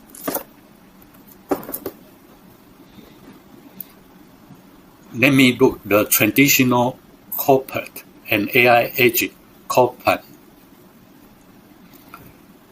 Here is an example. A traditional corporate mainly command-driven. For example, I may say, set the air condition to 22 degrees. The system simply executes this command. An AI agent corporate is different. Suppose I said, I feel a little hot. The AI needs to understand my intention. It may coordinate the air conditioner, seat ventilation, and other system automated. So we are moving from precise command, isolated function, toward intent understanding, and coordinate multi-system action. This is an important characteristic of agentic AI. Another example here, imagine the driver simply say, go pick up the keys. For a traditional system, the command is too ambiguous. But AI agent can first understand the intention and identify where the children are. It then plans a project route, consider current traffic condition, and estimate arrival time. At the same time, it may achieve children's safety setting and prepare the rear cabin. Eventually, an autonomous vehicle could execute the driver task. For example, demonstrate the key idea of the agentic AI. Multiple intelligent functions are coordinated to achieve a high-level human goal. We show some of the research outcomes. The first one of important smart city application is the automated road inspection. Traditional inspection road infrastructure require significant human effort. By integrating camera, AI, and edge computing into inspection vehicle, we can automatically collect road image while vehicle is moving. AI model can then analyze road infrastructure and identify potential problems. This turns an ordinary inspection vehicle into an intelligent sensing platform for smart city infrastructure management. Our system focuses on the three major types of law information: law marking, law sign, and payment damage. We have developed real-time law marking detection, voice assistant, law sign recognition, law damage detection, and localization. This function combine YOLO-based object detection with edge computing. We have also developed the system use the hardware include NVIDIA, Jetson Onion Nano. The important point is that AI processing can perform close to where the raw data are generated. This reduces response time and make real-time intelligent transportation application more practical.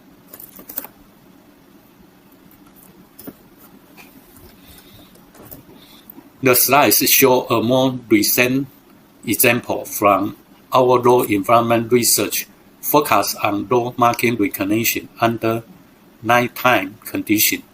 Night scenes are challenged because the illumination is low and contrast varies significantly. Our experiments evaluate YOLO-based detection after image enhancement processing. The key message that robust law perception requires not only detection the model, but also an appropriate pre-processing for different environment conditions. This is important for real-world intelligent transportation system must operate continuously day and night. These slides present one of recently researched duration we published on 2026 on Period J. A common problem in traffic sign data set is data set quality and class imbalance. Some traffic sign classes have many examples, while others have few. To address this issue, we use the YOLO argumentative strategy based on stable diffusion in painting. The method also introduced an object size base crop or OSB crop with mask adjustment to generate more realistic synthetic traffic sign while maintaining the strong sense and contact. The important message is that generated AI can improve the data function for intelligent transportation. This provides a useful bridge from conventional object detection to more adaptive AI system for the future smart city. To summarize, our research experiments law environment are high complexity. So an intelligent transport system must recognize many different objects and events, and it must respond in real time. Our previous research has therefore focused on combined AI, object detection, edge computing for law environment understanding. But our future object is go beyond the duration. We like to intelligent transport system to understand the situation, evaluate potential risk, eventually make a appropriate decision. This is where our research on edge intelligence naturally connect with agentic AI. Our recent research continue move this direction. You can see here from 2025 to 2026. In conclusion, we are moving from cloud AI to edge intelligence, and now toward the agentic AI for sustained smart city. Future AI systems should not only recognize the environment, they should also understand the situation, reasoning about risk, take appropriate action, and then continue I believe integration the edge intelligence, IoT, and agentic AI will play an important role in building safer and more sustainable smart city. Thank you for your attention. I hope you enjoy IC3INA 2026. So, presentations, please give it for him for his hard works on this field and approach to this problem he and his team. So we come to Q&A session. So please, any questions? Yeah, I think one there. So please, one can proceed, and the other to keep thinking of your questions, and you will have also a chance to deliver your questions.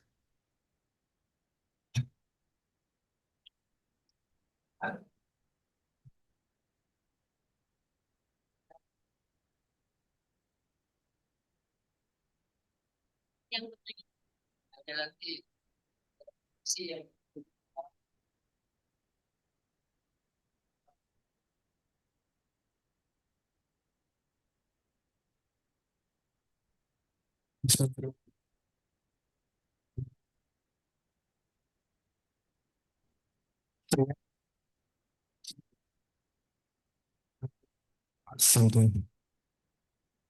Is there a multi-objective evaluation framework that can show that increased intelligence actually produces benefits for sustainability and just shift the burden of computing from to edge? Okay, so you're asking for the frameworks?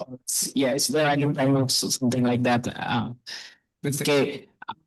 Questions. Someone asked that is there any frameworks to have to give the better like quality or better Just save a burden for computing cloud to edge like that. It's not is save burden.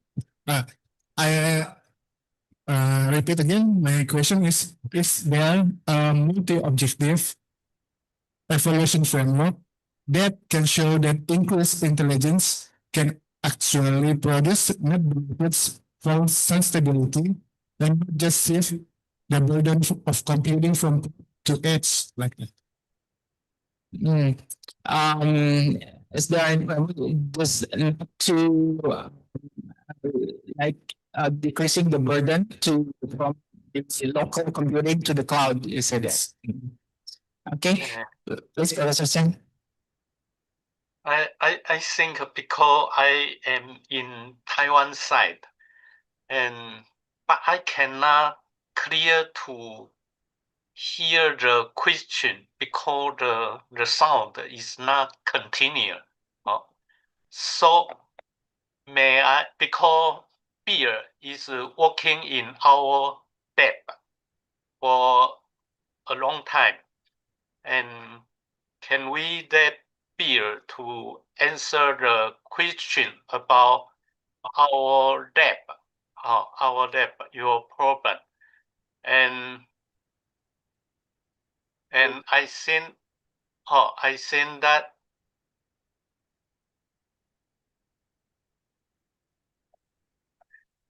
I think I have looked your question.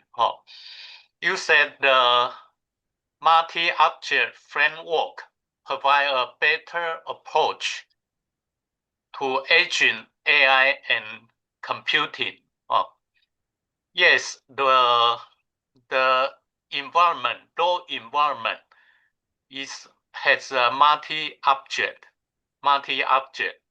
So we detect not only single object, that is multi-object outside of the car.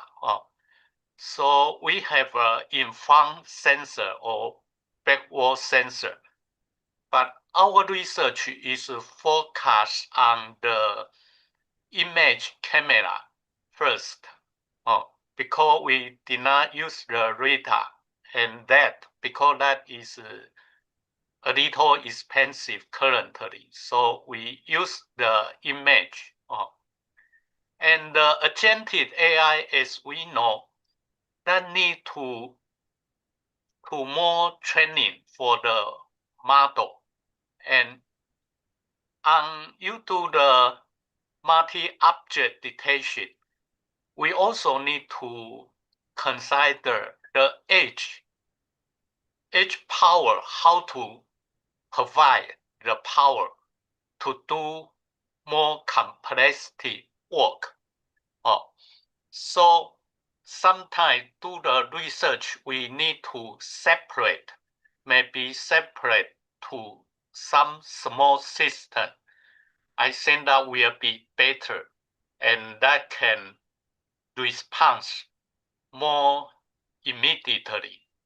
And as my talk, we find another topic is the agentic AI that also can be used on the carbon. Carbon, that means inside the car. When we communication with the car, the car need to think and understand. So LLM, as we know, that agentic AI is based on LLM model, not to understand what you want to do. So current research in Taiwan also, we have someone do the carbon communication. And I do the research because even the Tesla or other car that they need to run on some country also need to based on the country law and the country environment. So we need to do this kind of the research by our own country to do that. That will be good for in the future of the full auto driving. Okay. I hope have answered your question. I'm not sure the quality of the sound is good or not good. I think, yeah, your questions are already answered, right? And Dr. Chen, your answer has already fulfilled his questions. And we have also a good quality of sound here. Don't worry about that. The other questions?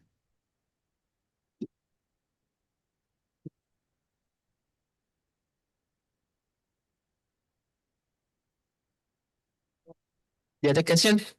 I have find on the test have a question is what is the relationship? What is the relationship between agentic AI and context-aware ambiguous computing tech?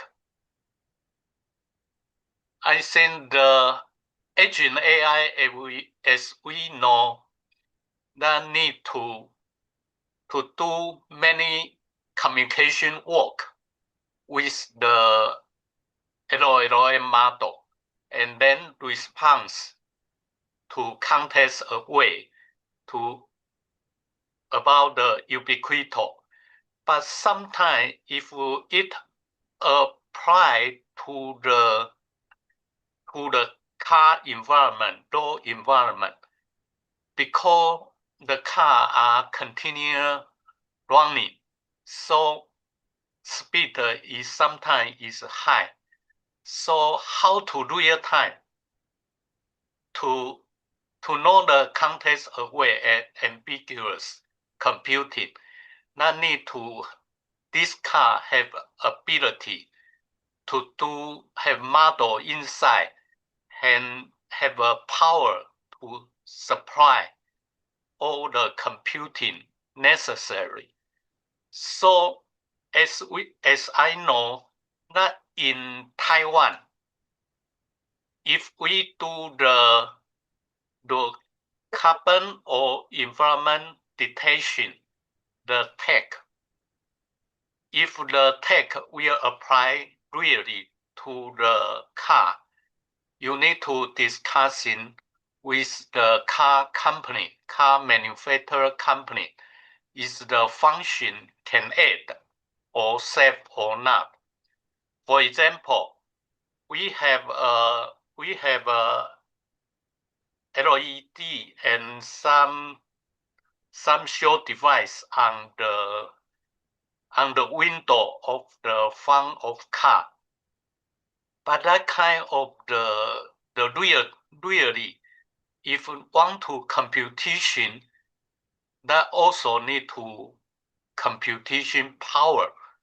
So some of this part more, I think, is more we can do the research on this direction, but real application maybe need a period of time.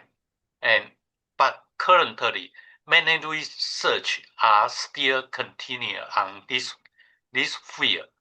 If you are interested, you also can do this kind of the research. And the second question is, how about computation issue? How do issue handle in the ADAS project? We do the computation really is a very important issue, because computation need to have a power. In our experiments, we buy a battery on the battery. Now I buy a new battery yesterday. That battery can keep the power for each device to continue to run. The Jason Onion device that continue to run around 9 hours. But previous my power system only can run 2 hours. So we cannot use the car power system to do the computation. If you want to do the research, you hope your edge device can be on the car. That we need to have other power system to provide the computation. As you know, that even the Jensen Onion, the edge device, their power still big, because we also need to protect the car and do some experiments. And that is a computing issue is really important. So on our research, we usually use the narrow model or small model that don't consume too much power when they detect environment real time to response. Even the YOLO, we use the lightweight YOLO and modify the lightweight YOLO model to do the research. I think I answer this question. Thank you. I hope can a little help for you. Thank you. Thank you, Professor Chen. Yeah, I think we'll have another questions for here offline.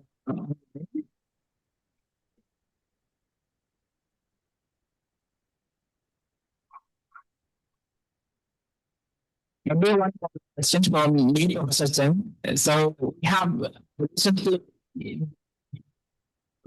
hardware is edge computing, like NVIDIA Jetson, and now we have NVIDIA GX and other consumer like base equipment or hardware. See how is this agentic AI and edge computing will become in the future. like not only in the car side, but also maybe in the home, in consumer side, I mean.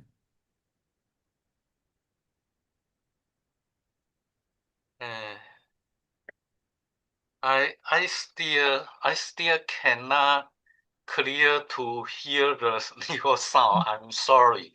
Maybe Yeah. because the audio quality, some are missing. From your side to me. So if have a test, that will be good for me. Also, if some question my coworker Bill, maybe after the meeting, if you can discussing with him. Yeah. Okay. Do you have questions? No? No? I think Dr. Eric has give Yeah, some sorry. answer that. Yeah. Okay. My questions is like recently have like consumer equipment hardware is getting cheaper. We have a lot of small parts for local area. And how do you see it in future to agentic AI for consumer, for individual? I mean, Yeah, many yours. If your question can have a translate to the text immediately, that will easy for me to understand because the sound really some are skip. Yeah, sorry. I'm very sorry.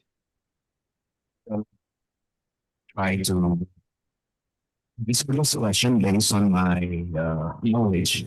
So we know now that now we have more advanced devices, edge devices with more computational power compared to before. It's also getting smaller. Before, if we want to do machine learning, we need a big computer which is will not be fitted in, for example, in our car.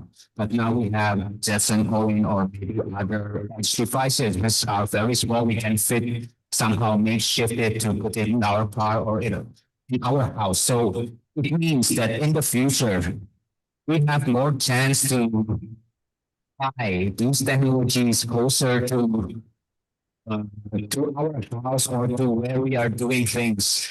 We can have like in our house, we can have multiple sensors, and those sensors will be connected to this one system in our house that not need to be very big, but it still have the computational power to run the inference and try to understand what we need and then make decisions based on those information that the sensors receive. So this information can be from the camera image or video, and also from our voice, or maybe from any other information such as maybe the temperature, maybe detect some danger based on some other sensor. So in the future, I think get more and more cheaper goods, which is can help us to live like in a more advanced and more helpful, like, and also I think one of the from one conference that I joined last year or 2 years ago, one of the professor in Japan, his research is mostly about using this technology to assist the elderly, because in many developed country, so many elderly people, they live sometimes alone. So when something happens, it's very dangerous for them, high risk of death. So his research are using all these technologies to support these elderly people using AI and robotics technology. So they can still live alone, but in case something happens, they can get help as soon as possible to reduce the number of fatalities. So this is just one kind of, I think, implementation that maybe you can also see. And of course, there's so many other implementation, like, of course, we have all this now, smart house, smart this, smart that. But yeah, I think many different things we can see more in the future. Yeah, I think that's from me. Thank you. Thank you, Dr. Yeah, okay. Yeah, I think one questions. Yeah, to the front, please. Maybe from, yeah, please, Pak. Thank you.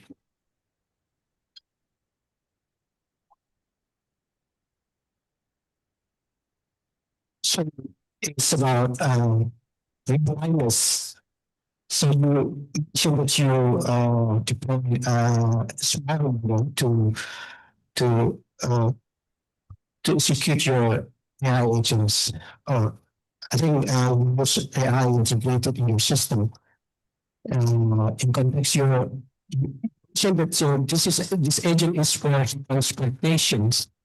So as far as I know, that AI agents, it has some steps. There is a step reasoning and planning and take actions, which means this agent will use. Regarding in terms of the reasoning, I think for reasoning, it's usually large language model. And this is, I think, science. How can you decide which model is suitable for or fit for your system, so that you can still gain your values in your system?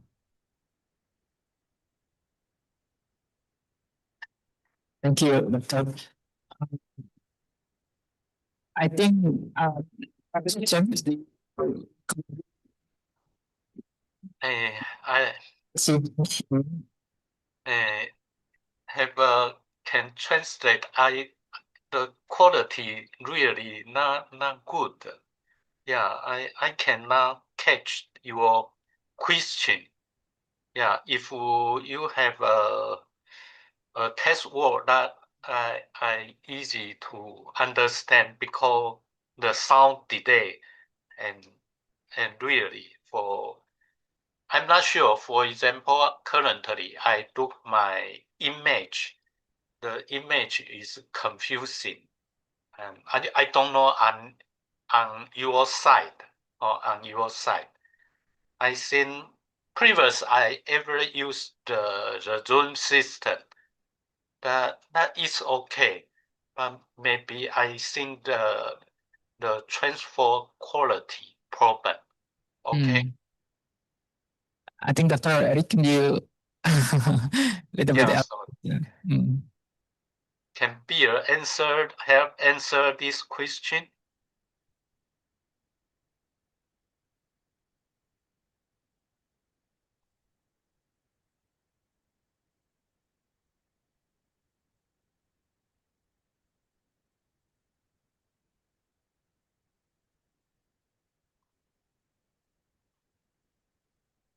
So actually, for this question, I'm not sure, because in our team, in our research team, there are several students that we work on different technologies. While for myself, I mostly work on the image. So some other students are working on the LLM. So to answer your question about which model will be more suitable, very sorry, I'm not really sure. But as we know now that many researchers they are trying to train smaller models that still have the capabilities, like maybe it's not as good as the larger one, but if we can make them more specialized to our needs, because of course, like we don't need the model to understand everything. It's not a general use model. So for every application, if we can train a model that can fit our situation, then I guess we can cut the number of parameters, make it smaller. Yeah, maybe for now, I'm not really sure if we can run an LLM model on edge devices, but as we know, the technology of the hardware also keep improving. So maybe in the near future, we will have something that have enough computational power to execute this task in the edge device. So yeah, because as we see in our research, sometimes we not only focus on what is happening right now, and sometimes we need to see now we have some techniques, but maybe we cannot run it right now because hardware capability is not to that level yet. This also happens before our previous researchers. They have so many things in their mind that at that time they cannot do it. So it just keep as a theory. So yeah, for us, I think it's really important to keep thinking forward and try to find what will happen next and try to anticipate and keep striving for the technologies. Yeah, maybe that's for me. Thank you very much. Questions that can be answered in like 3 minutes.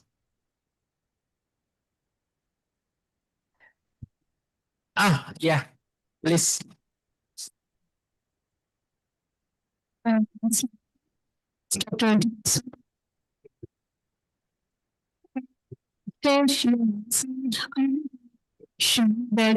one of the challenges that you face institutions,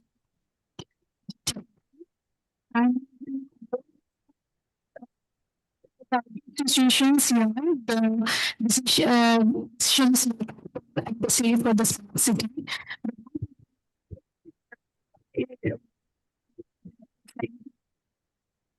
Yeah, or some so how you situations, because you said you say some situations so that is the one of the situations and this case that if it was this is something which is so how it's effect on the decisions.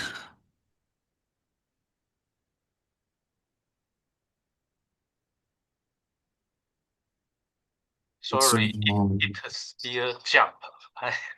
I cannot hear the question. Okay, maybe I think I can describe some of them. I think one research duration, because in our lab, BRIN is more focused on image processing.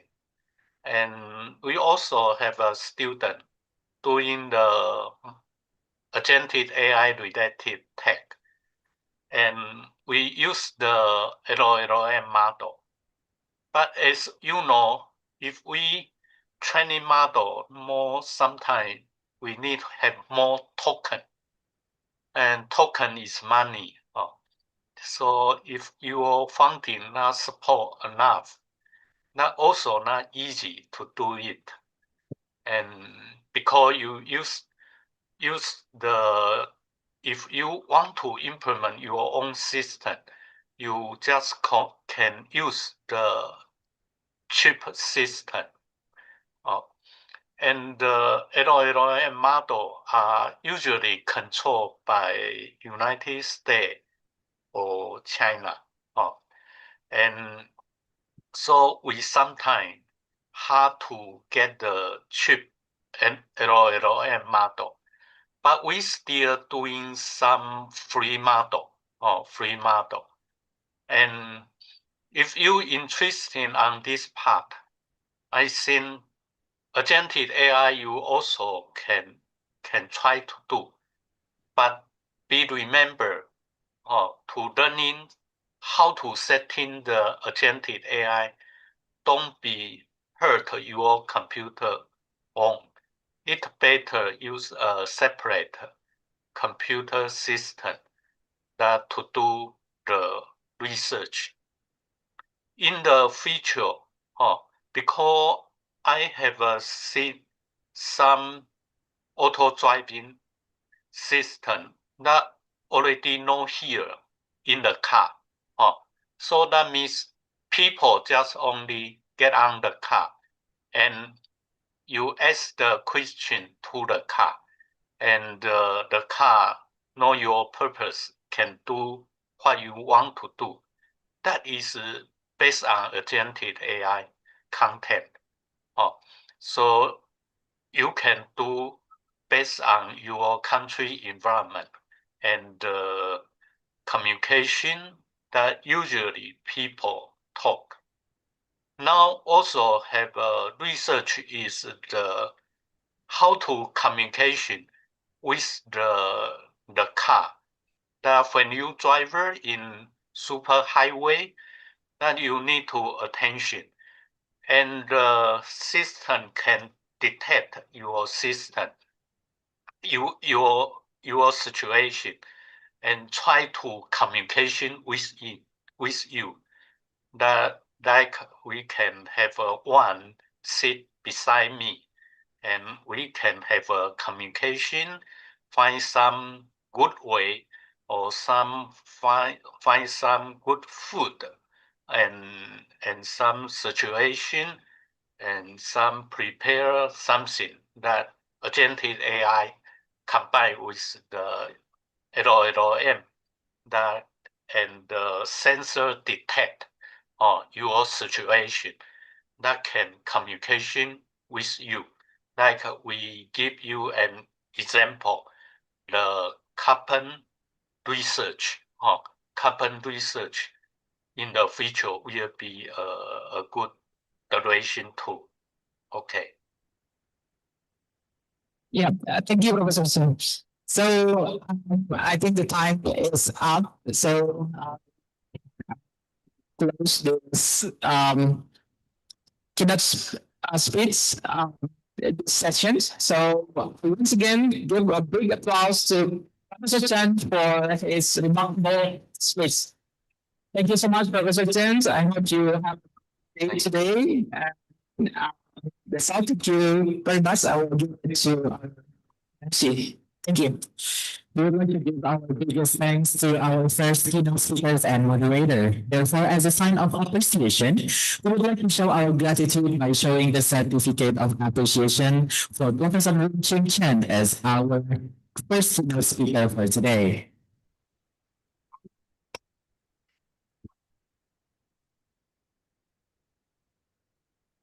I would also like to invite the representative of the Chair for be able to give a certificate of appreciation for Mr. Wayne Arinbang, PhD, as our first moderator for today. Thank you.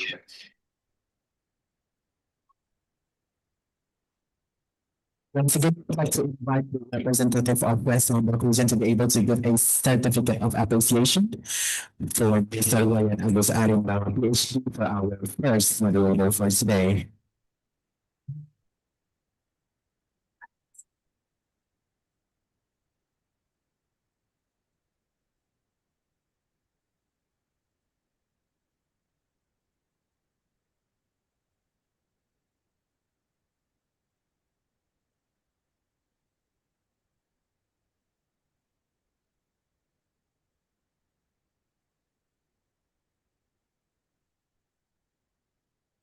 For the session, let's start in 3, 2, 1.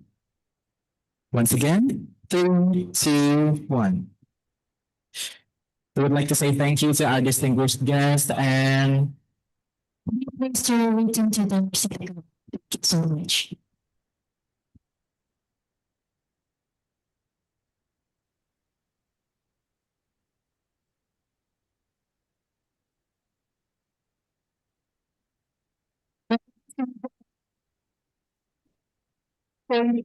ceremony of convention agreement between Lombok and National Research and Innovation Agency.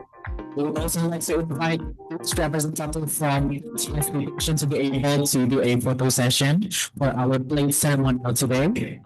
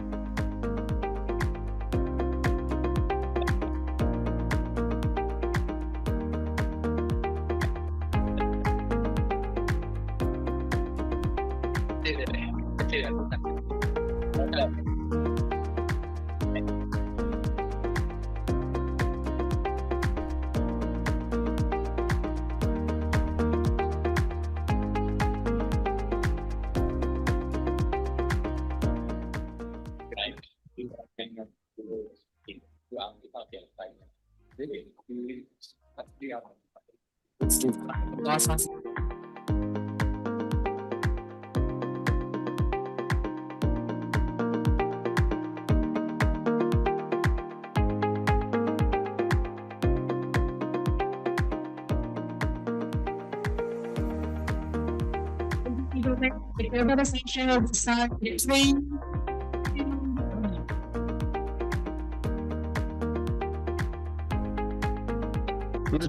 Thank you to its representatives, and we would like to our distinguished guests to be able to return to the place.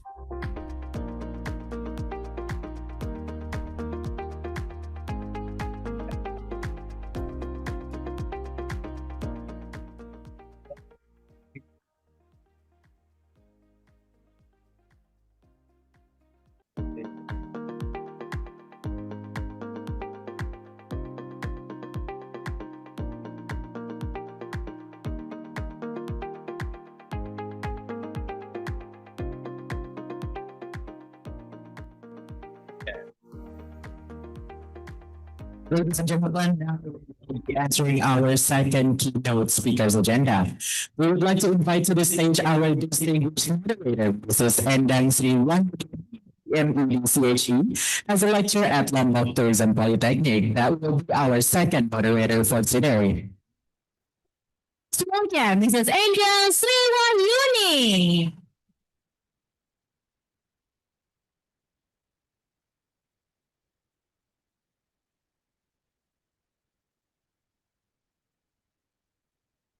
Mrs. Endang Sriwan's educational background is Bachelor of Education or in English Language Teaching, Institute of Teacher Training and Education in Mataram.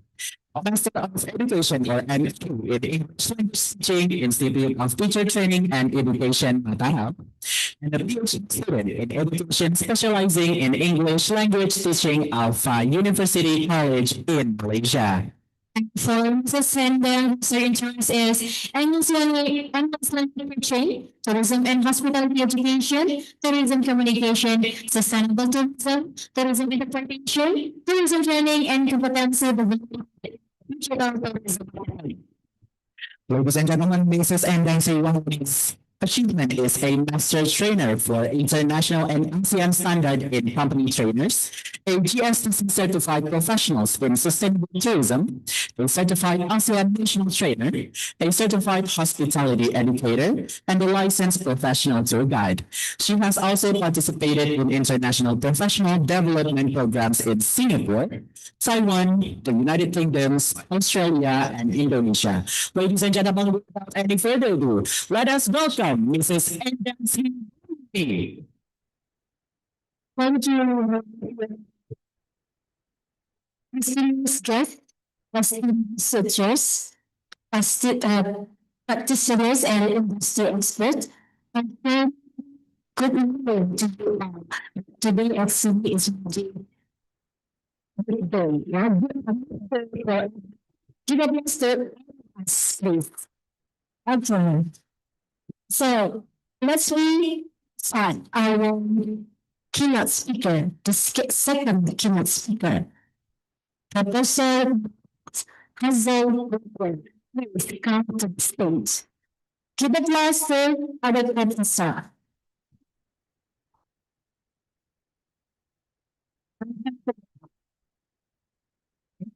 Sitting on the bed. I can go ahead. Okay, please. Okay. Professor Dr. Hazan is a research associate and lecturer at the University of Lombok. And a visiting researcher at the University of Oxford, September until November 2025.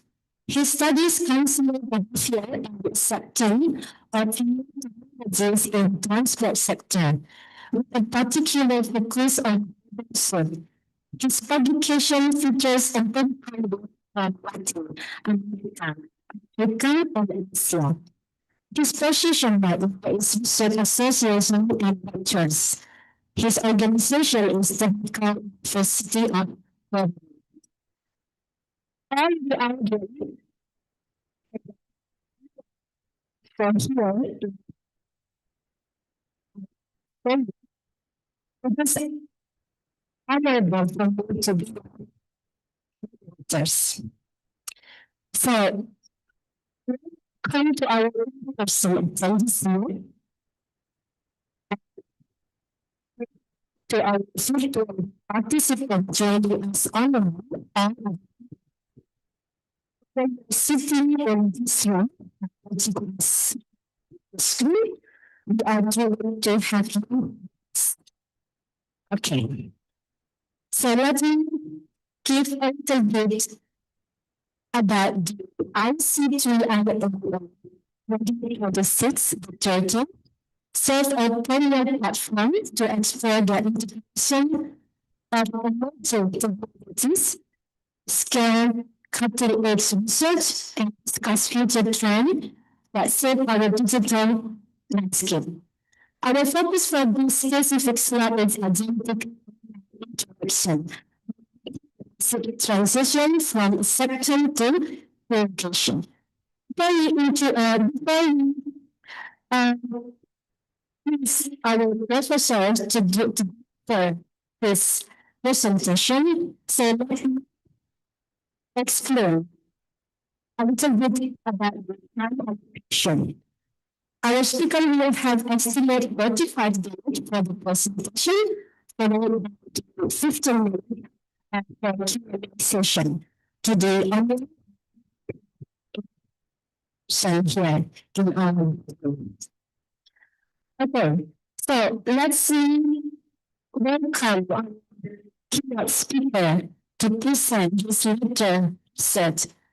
Please give applause to our keynote speaker, Professor Max Hazelwander. Yes. Cool. Thanks a lot for the introduction.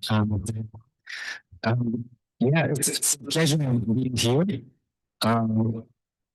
It's a very long journey from Germany, 3 flights and 1 boat, but it was definitely worth it. I'm enjoying really every second so far, and I'm therefore also very thankful for the invitation, Dr. Rezi and the organizing committee. It's a great honor being here to have the opportunity to present some of my research on agentic AI. And yes, my presentation is already shown. So I will speak about acceptance to delegation, exploring human agentic AI interaction.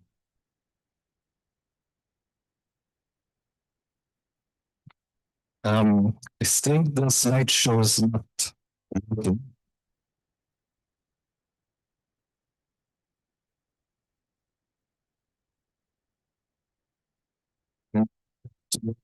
Full screen. Slide is there.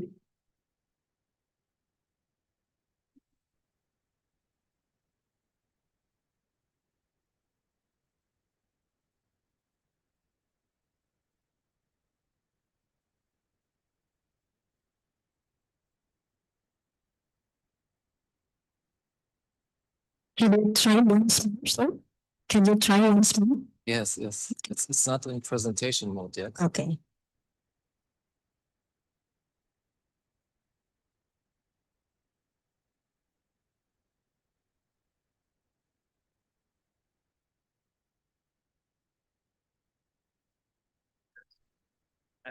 PDF can be moved by PowerPoint. You can just say next. Okay. So So in counting. Okay, yes, numbers. Cool. So my presentation will have two topics. First, I want to explain a bit why I believe research on agentic AI matters and why I think that this is a very relevant conference also and a very good choice. And second, I will present some of my own research findings from the Philippines. Even though I was born in Germany, I'm Filipino and therefore have strong bonds with the Philippines, and usually I use the Philippines as my case study. Next slide, please.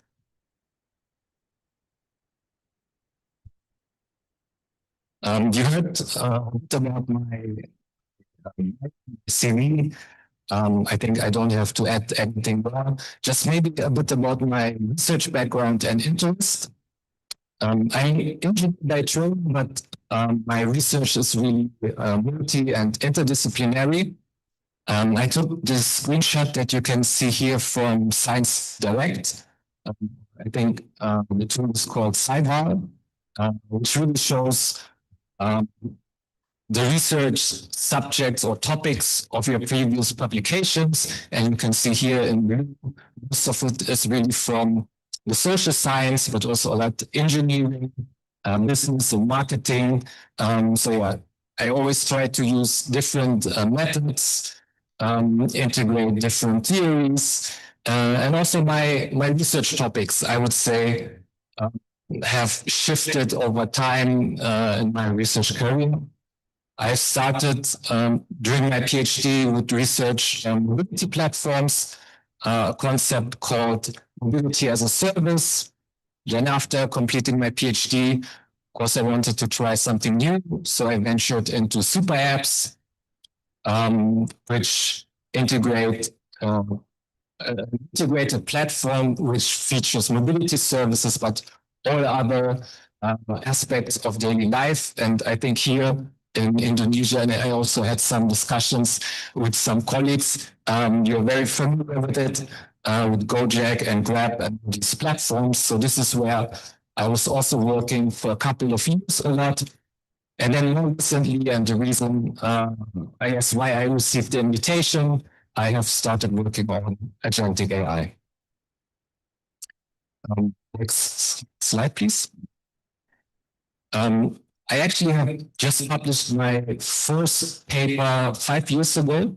So I'm a relatively early researcher, but I managed to increase the impact a lot and fairly was able to have first success with more publications over years and also citations. And on the right-hand side, you see a beam plot, and the publications are more on the higher side of the percentiles. The reason why I think that I was quite or fairly successful is maybe not because I used the most sophisticated models and methods, but I think I was kind of low-key good in identifying good research topics that are relevant, that people want to read. For example, for mobility as a service, I was the first one to transfer this concept, which emerged in Europe to developing countries and Asian context. I was also one of the first to focus on super apps, and in a very short time become one of the most cited and prolific researchers on this topic. And hopefully I will also be able to have a good impact on research on agentic AI. The question now is how to identify a good research topic. And on the next slide, you will see the innovation S-curve. So this is what helped me to understand what is a good research topic. my supervisor was teaching this innovation course, and he introduced us to these innovation curves. So usually, it's the same pattern, like an S shape, starting slow, then going up quickly, and then going or becoming less relevant. So I'm using this very simple example of data storage. I don't know who among you is old enough to remember the floppy disk. So this was the first opportunity to use or transfer files, etc., with just megabytes, right? So at that time, not everyone had access to computers, so not many people used it. Then over time, there was the CDs or also DVDs with more megabytes, even gigabytes. Then the hard drives, and nowadays we don't even need any hardware anymore. We can save all our files in the cloud. And each innovation is always becoming obsolete once more people use the succeeding innovation. And yeah, I think it's the same with research topics. Once one research topic is new, more people will start focusing on it. More people will read and cite your work, but at some point there will also be information saturation, and people will start shifting to the next topic. Next slide, please. And it's the same for agentic AI. We previously had a lot of research on generative AI, on chatbots, on ChatGPT, etc. But maybe starting in early 2025, people started working on agentic AI. And I took this screenshot from Google Scholar. He's showing the top results. And you can see that these papers, these are just 1.5 years old, and they already have hundreds or even 4-digit number of citations. And regardless of your disciplines, I think these are insane number. And if we think back on the innovation S-curve, these S-shaped curves, we can expect that in the coming years, it will grow even more up. So if you are working on agentic AI, and most of you are, because you are here in this conference, I think you chose a very good topic. Next slide, please. But when we look at the available research on agentic AI, what we can notice is that most of them are conceptual and theoretical. A lot of research from the computer science on algorithms, models, data structures, etc., which of course is very important and groundbreaking and much needed. But at the same time, what's still missing is the application of agentic AI and its impact for its users across different parts of life, both business and personal. And there are a lot of opportunities to understand how agentic AI will impact the life of people in education, for students, for shopping, transport. We just had a keynote on road safety, healthcare, finance, and many more. Hospitality and tourism, more fields, also a very good topic. And there's really research needed to understand how agentic AI works and how it can impact and improve the people. And yeah, I really want to highlight the social aspect that we need research on. Next slide, please. I think that Southeast Asia should really lead and move forward on this research stream with case studies and data from users in Southeast Asia for several reasons. So there's the study from the World Bank from 2 years ago and they analyzed the users of AI. And they found that half of AI users come from emerging economies, middle-income countries like the Philippines, like Indonesia, but also Brazil, etc. And what they have in common and where the huge opportunity lies is these are countries with a very large population, so 100 plus. They have young populations, and they also have high English proficiency. So maybe in countries like Philippines, historically, and it's also official language, but I notice also in Indonesia, I think it's the same, especially the younger generations, those that use social media, they all are familiar with English, they use it in their everyday life. So this is really helpful.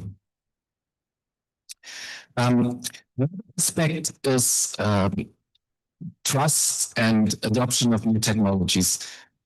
In Southeast Asia, there's usually enthusiasm and more interest in new technologies. So this is very different to, for example, Europe, where there's usually a lot of skepticism and about data privacy and all these things. These are, of course, things that don't matter and that we have to take care of. But the fact that people are really excited about new technologies and willing to explore new tools and application, I think this is really a huge opportunity.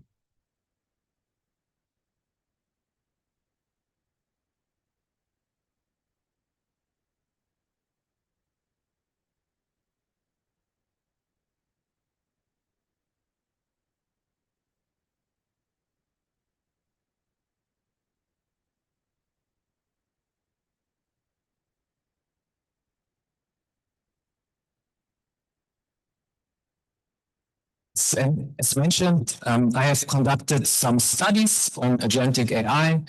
For this purpose, we conducted an online survey in the Philippines with more than 400 respondents. So this was more than 1 year ago when agentic AI systems and autonomous agents were not yet readily available. So we really had to first. Oh, okay, now it's working. Thank you. So this was a time when this concept was not yet available to most of the people. So we first had to define this concept, and we called it AI Super Assistance, ISA.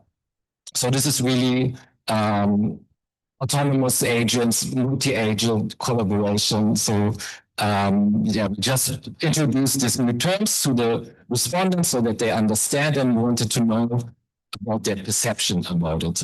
So first, we wanted to analyze the general acceptance, then about the delegation, what type of task they would delegate to this type of new ISA, and then in general, understand the adoption in the future. So the first study, which is called Toward Agentic AI, User Acceptance of a Deeply Personalized AI Super Assistant, was published a couple of months ago in a high-impact marketing journal. And our research question was here to understand the drivers and barriers that shape consumer acceptance, but also the objection to this new ISA. Based on literature review of the technology acceptance and AI literature, we developed this research model, the primary appraisal, secondary appraisal, and then the two outcome states with willingness to accept, but also the objection. So this is mainly built on the IDEA model, which is an established framework to understand user behavior of agentic AI systems, but we expanded this model a bit and revised it a bit and also included in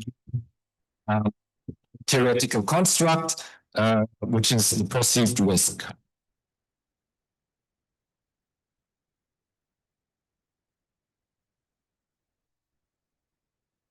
to these research questions, we use a dual method approach.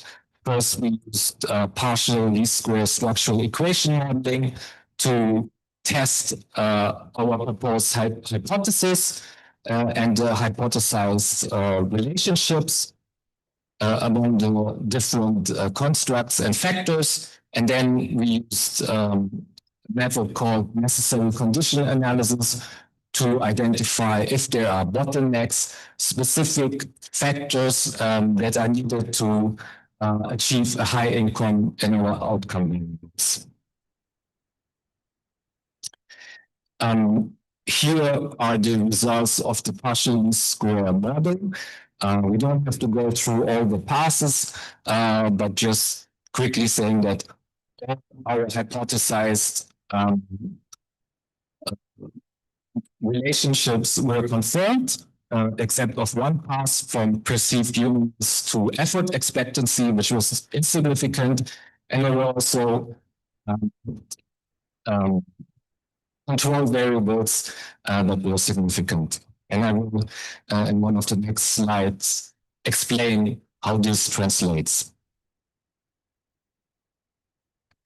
Regarding the necessary condition analysis, this is the so-called bottleneck table, where you can see on the left-hand side always the outcome on a percentage scale, and then the explanatory variables.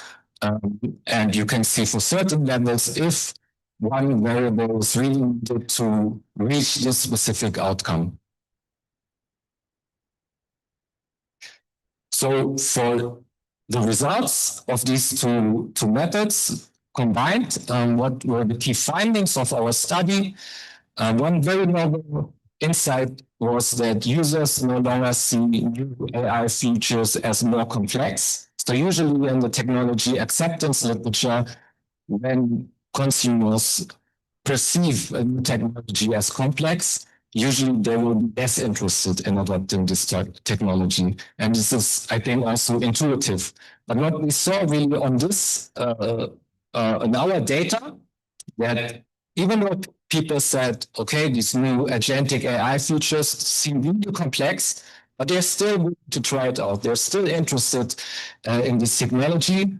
And this is what I mentioned earlier, why Southeast Asia, and in this case, the Philippines, is really a good opportunity to study agentic AI, because people are really excited to use these systems. And yeah, if you get data from also Indonesia, I think you can do very valuable research. So the excitement really outweighs also concerns, because also in the Philippines, we saw that people understand that there are risks about their personal data, about when to delegate or when letting an AI do tasks for you. They also see that there are risks, but yeah, the excitement really is stronger. So they are really interested in using agentic AI. Then regarding the socioeconomic and demographic variables, I mentioned earlier, there were also some significant variables. So what we saw is that age plays a significant role, that older users, older consumers are on average more interested in using this ISA tool, and those with higher socioeconomic status. So this is also something that we need to keep in mind. So this has a strong social dimension. I think this was also mentioned earlier by Dr. Asa. So this is something we need to have in mind, and also have research on the social implications. What if only those with more money, with higher socioeconomic status can benefit from these technologies? This should, of course, not be the case.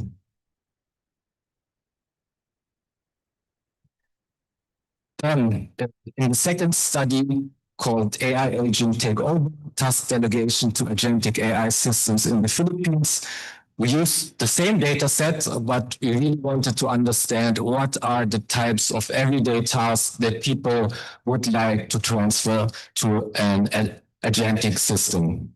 So our research questions were first to identify latent consumer segments based on the delegation preferences. And second, explain these segments or clusters of different users.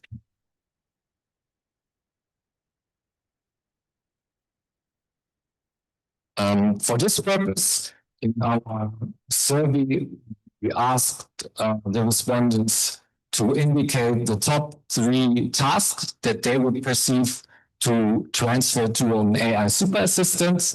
And we can see that the most indicated task was on researching information online. So something like a new Google. Instead of using a search engine, they would use an AI super assistant.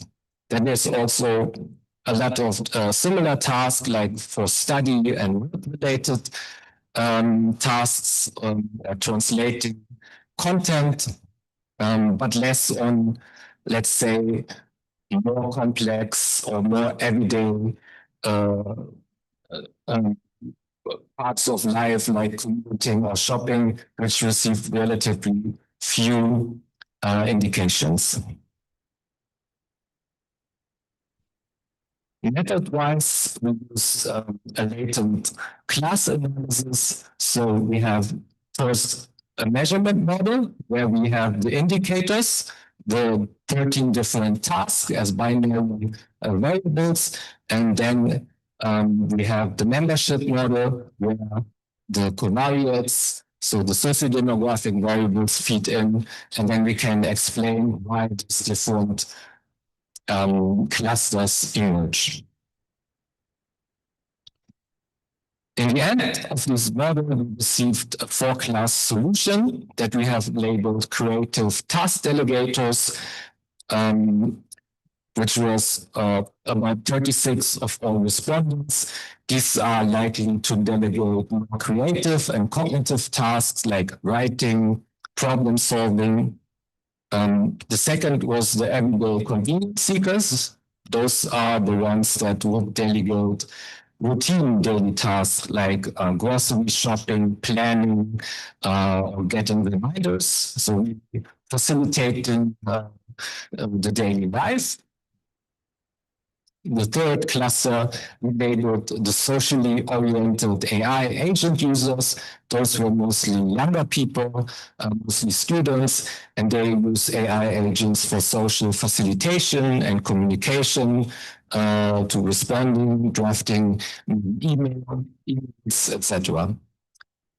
And then the largest cluster was labeled the web browsing automators.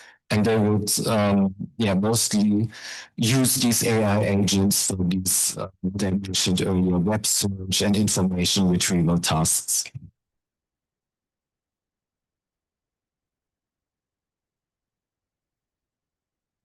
For this study, our key findings were that there are selective delegation in place. So users really have preferences for specific tasks. So this means also if you design an AI agent, an autonomous AI agent, you really have to keep that in mind, that users have heterogeneous needs and expectations.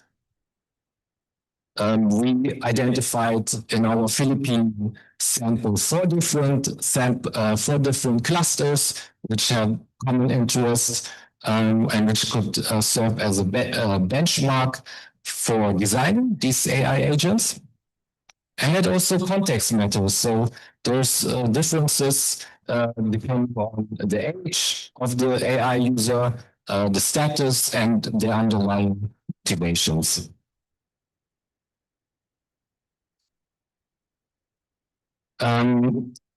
Based really on these 2 studies, I created some food for thought for you also to think about some areas for future research. So what we really need to understand is how much autonomy are users willing to give up and give away to an AI agent.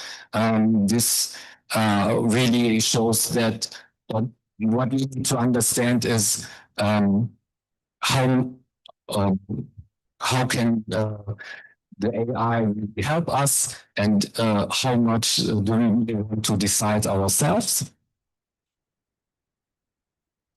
The second is trust, and this was also mentioned earlier today or multiple times. Trust is a huge factor when we design technology, and yeah, it's really about the previous experience. So when I talk to people about what kind of AI tools they use, usually they say that specific tools like Claude, they say they trust this one, but they distrust another one. So this is really something where also a huge stream of research is needed to understand how trust emerges and how trust can be built.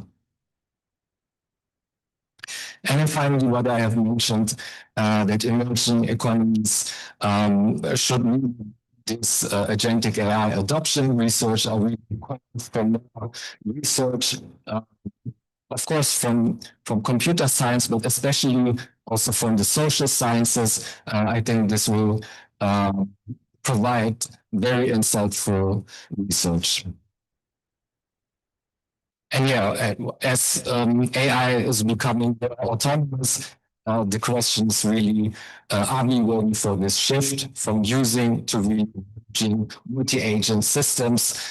This is also something that I suggest and call for additional research.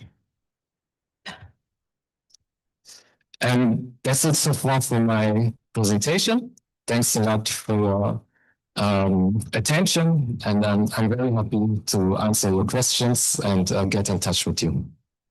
Thank you for this. All right. This is a very important presentation, and it's a very fruitful information that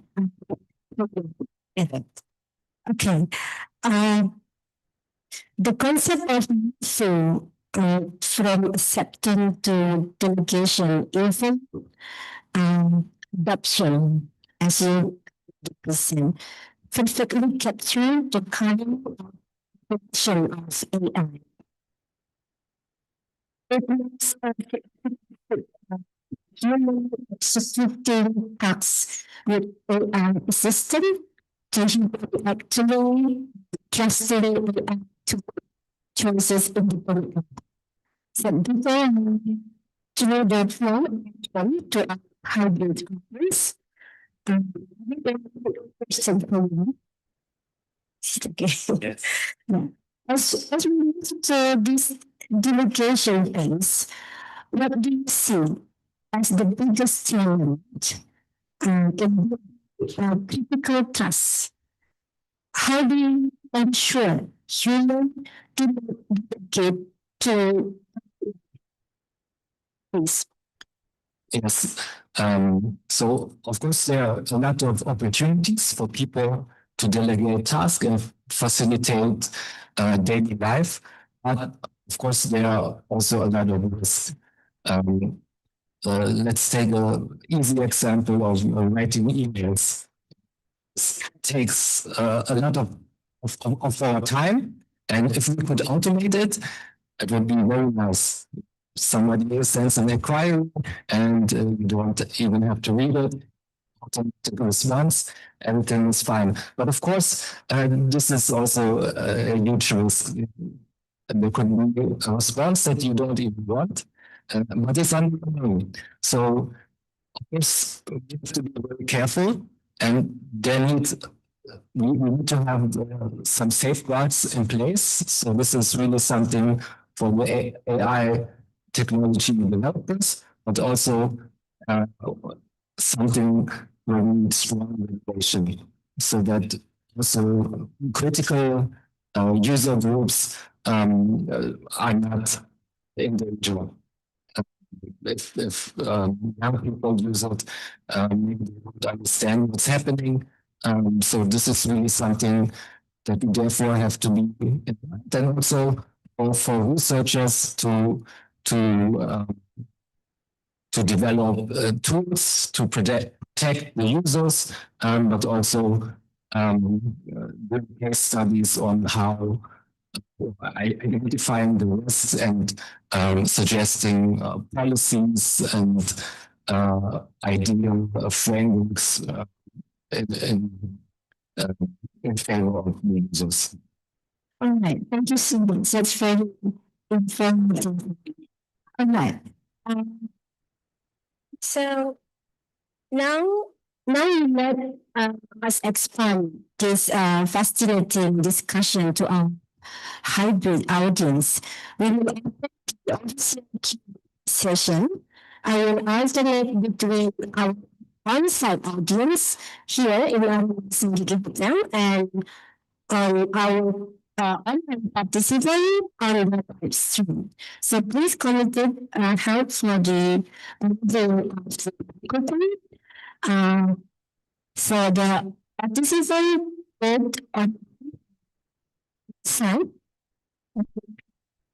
So that's gentlemen in the start for the microphone.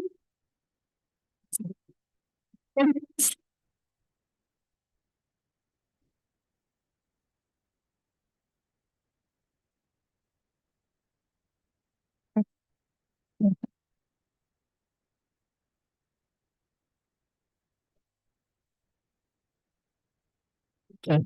Just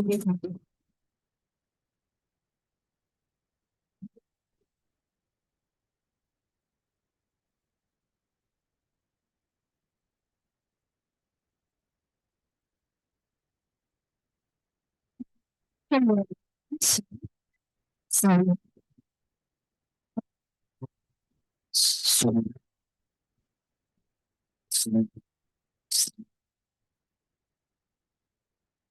thank you.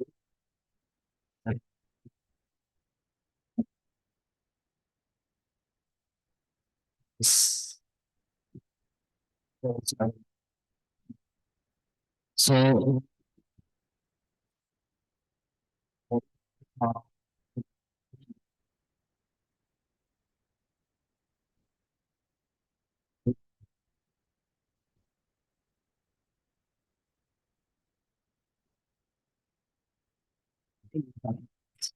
Agentic AI so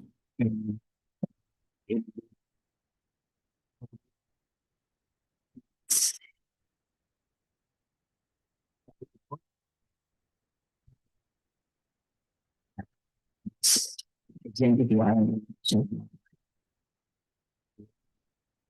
thank you. okay. So Thanks a lot for your question. And this is something that we will find out soon because these technologies fast and they are also adapted quickly. We have first systems available that falls under the definition of agentic AI. I would say, for example, ChatGPT has its agent, Claude has a browser extension.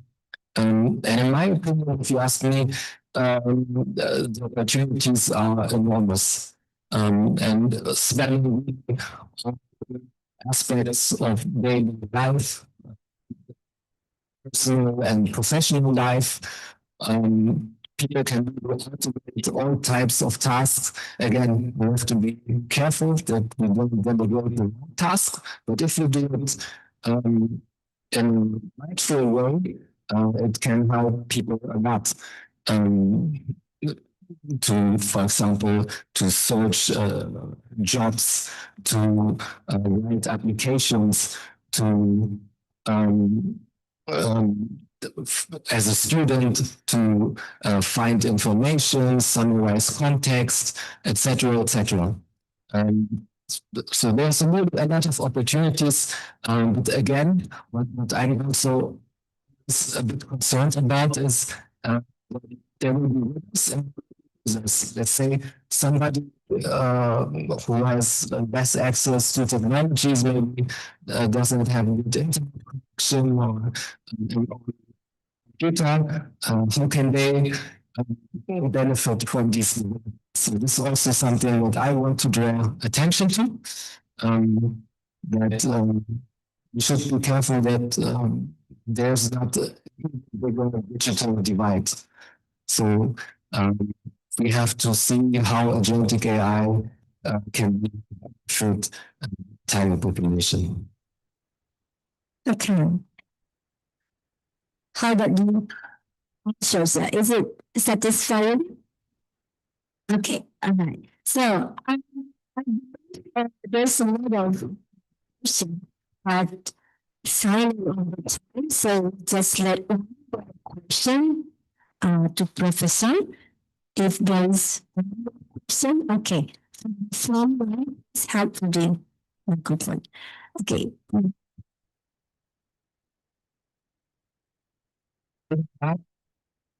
So kasih willkommen Indonesia to Space für Perkembangan Indonesia. Dankeschön. Okay, I have a question. It is about if the question about how human delegate tasks to AI agents. I think this is the question about autonomy. How high, how big we give the system gives delegation to the AI agents. In perspective from you, comparing Philippines and Indonesia, which one is, do you think, I think for readiness, if we applied AI agents, like in public services or in other sectors, this comparison between Philippines and Indonesia, I think you have perspective for it, you have experience. Yeah.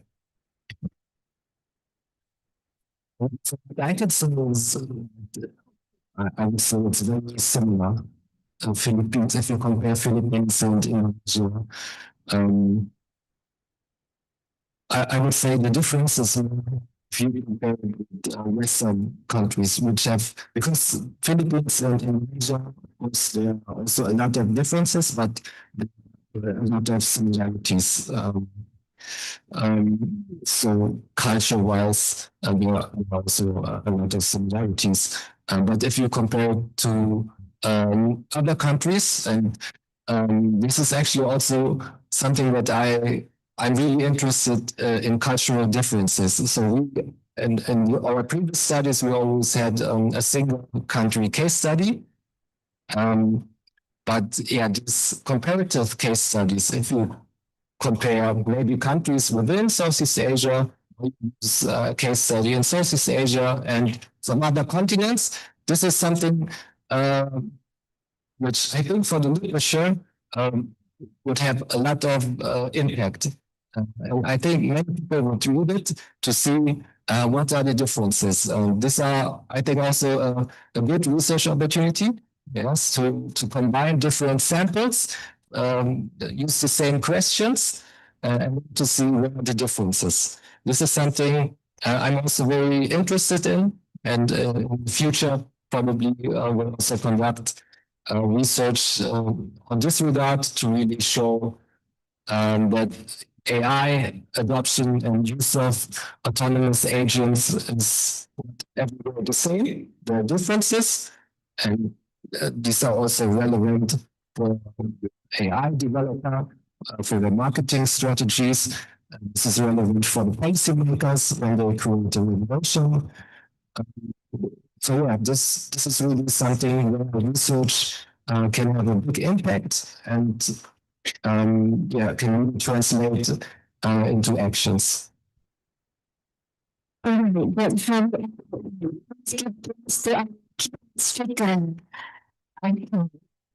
once now,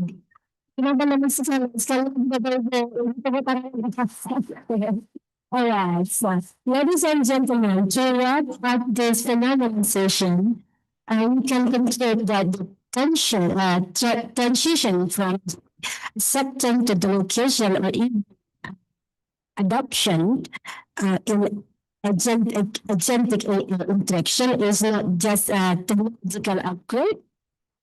Is that right, sir? Okay. But a profound paradigm shift in human-machine partnership as we delegate ultimate to AI. Our ultimate goal is about establishing critical trust, okay, strong ethical guardian, and continuous human oversight. Okay, Professor Hazel Wonder, please speaker. Yeah, that's what an absolutely masterclass. First, we perform expertise and clarity with us to address this complex dimension has truly expanded our horizon today. Including people to have learned from your visionary insight, which have set exceptional for the of the IC3INA 2026. This gratitude also goes to our efficient hybrid audience, both here in Finland and for your highly stimulating question. Let's give a final song around of a distinguished speaker. Professor Max Hazel-Rondo. Thank you so much for this. Thank you very much. So, and now give it back to our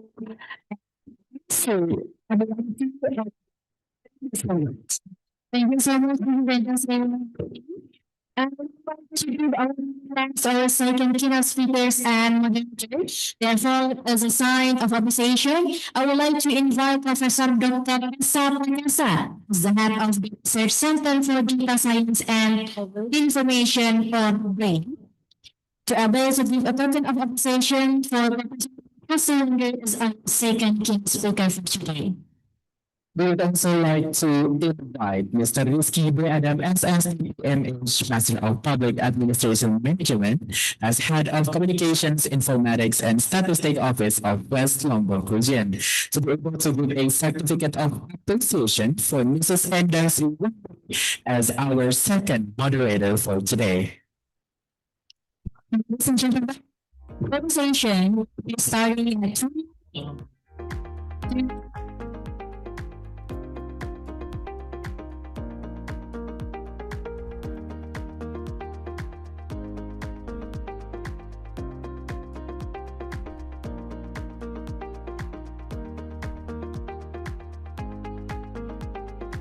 Starting at 2.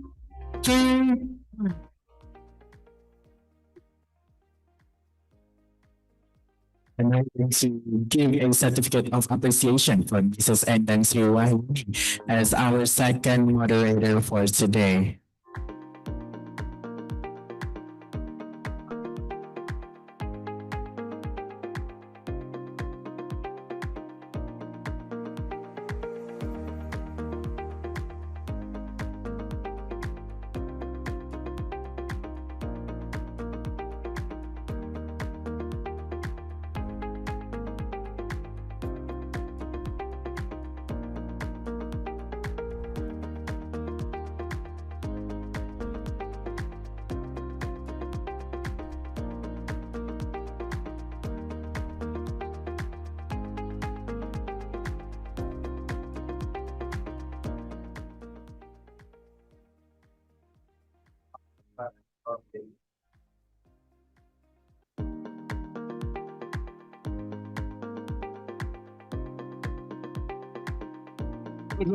Thank you to our distinguished guest and keynote speaker for today, and we will turn to their seat. Ladies and gentlemen, our next agenda is we're going to give an award for the best question in our keynote speaker session, the first session and second session for today. The winner of best question, first session, goes to Mia from University of able to stand up so that the team will be able to give the prize. See you. Congratulations once again, Mr. Yang from University of Mataram, the best station for the first station.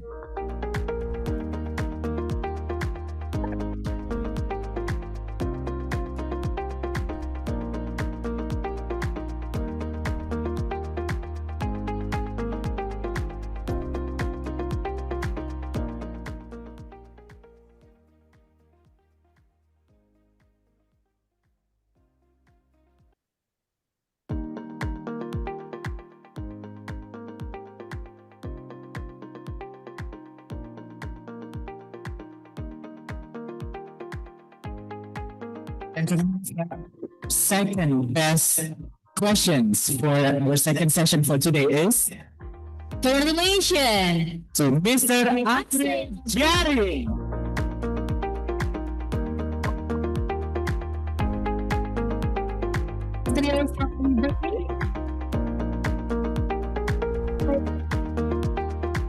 So, the best question award for today's program.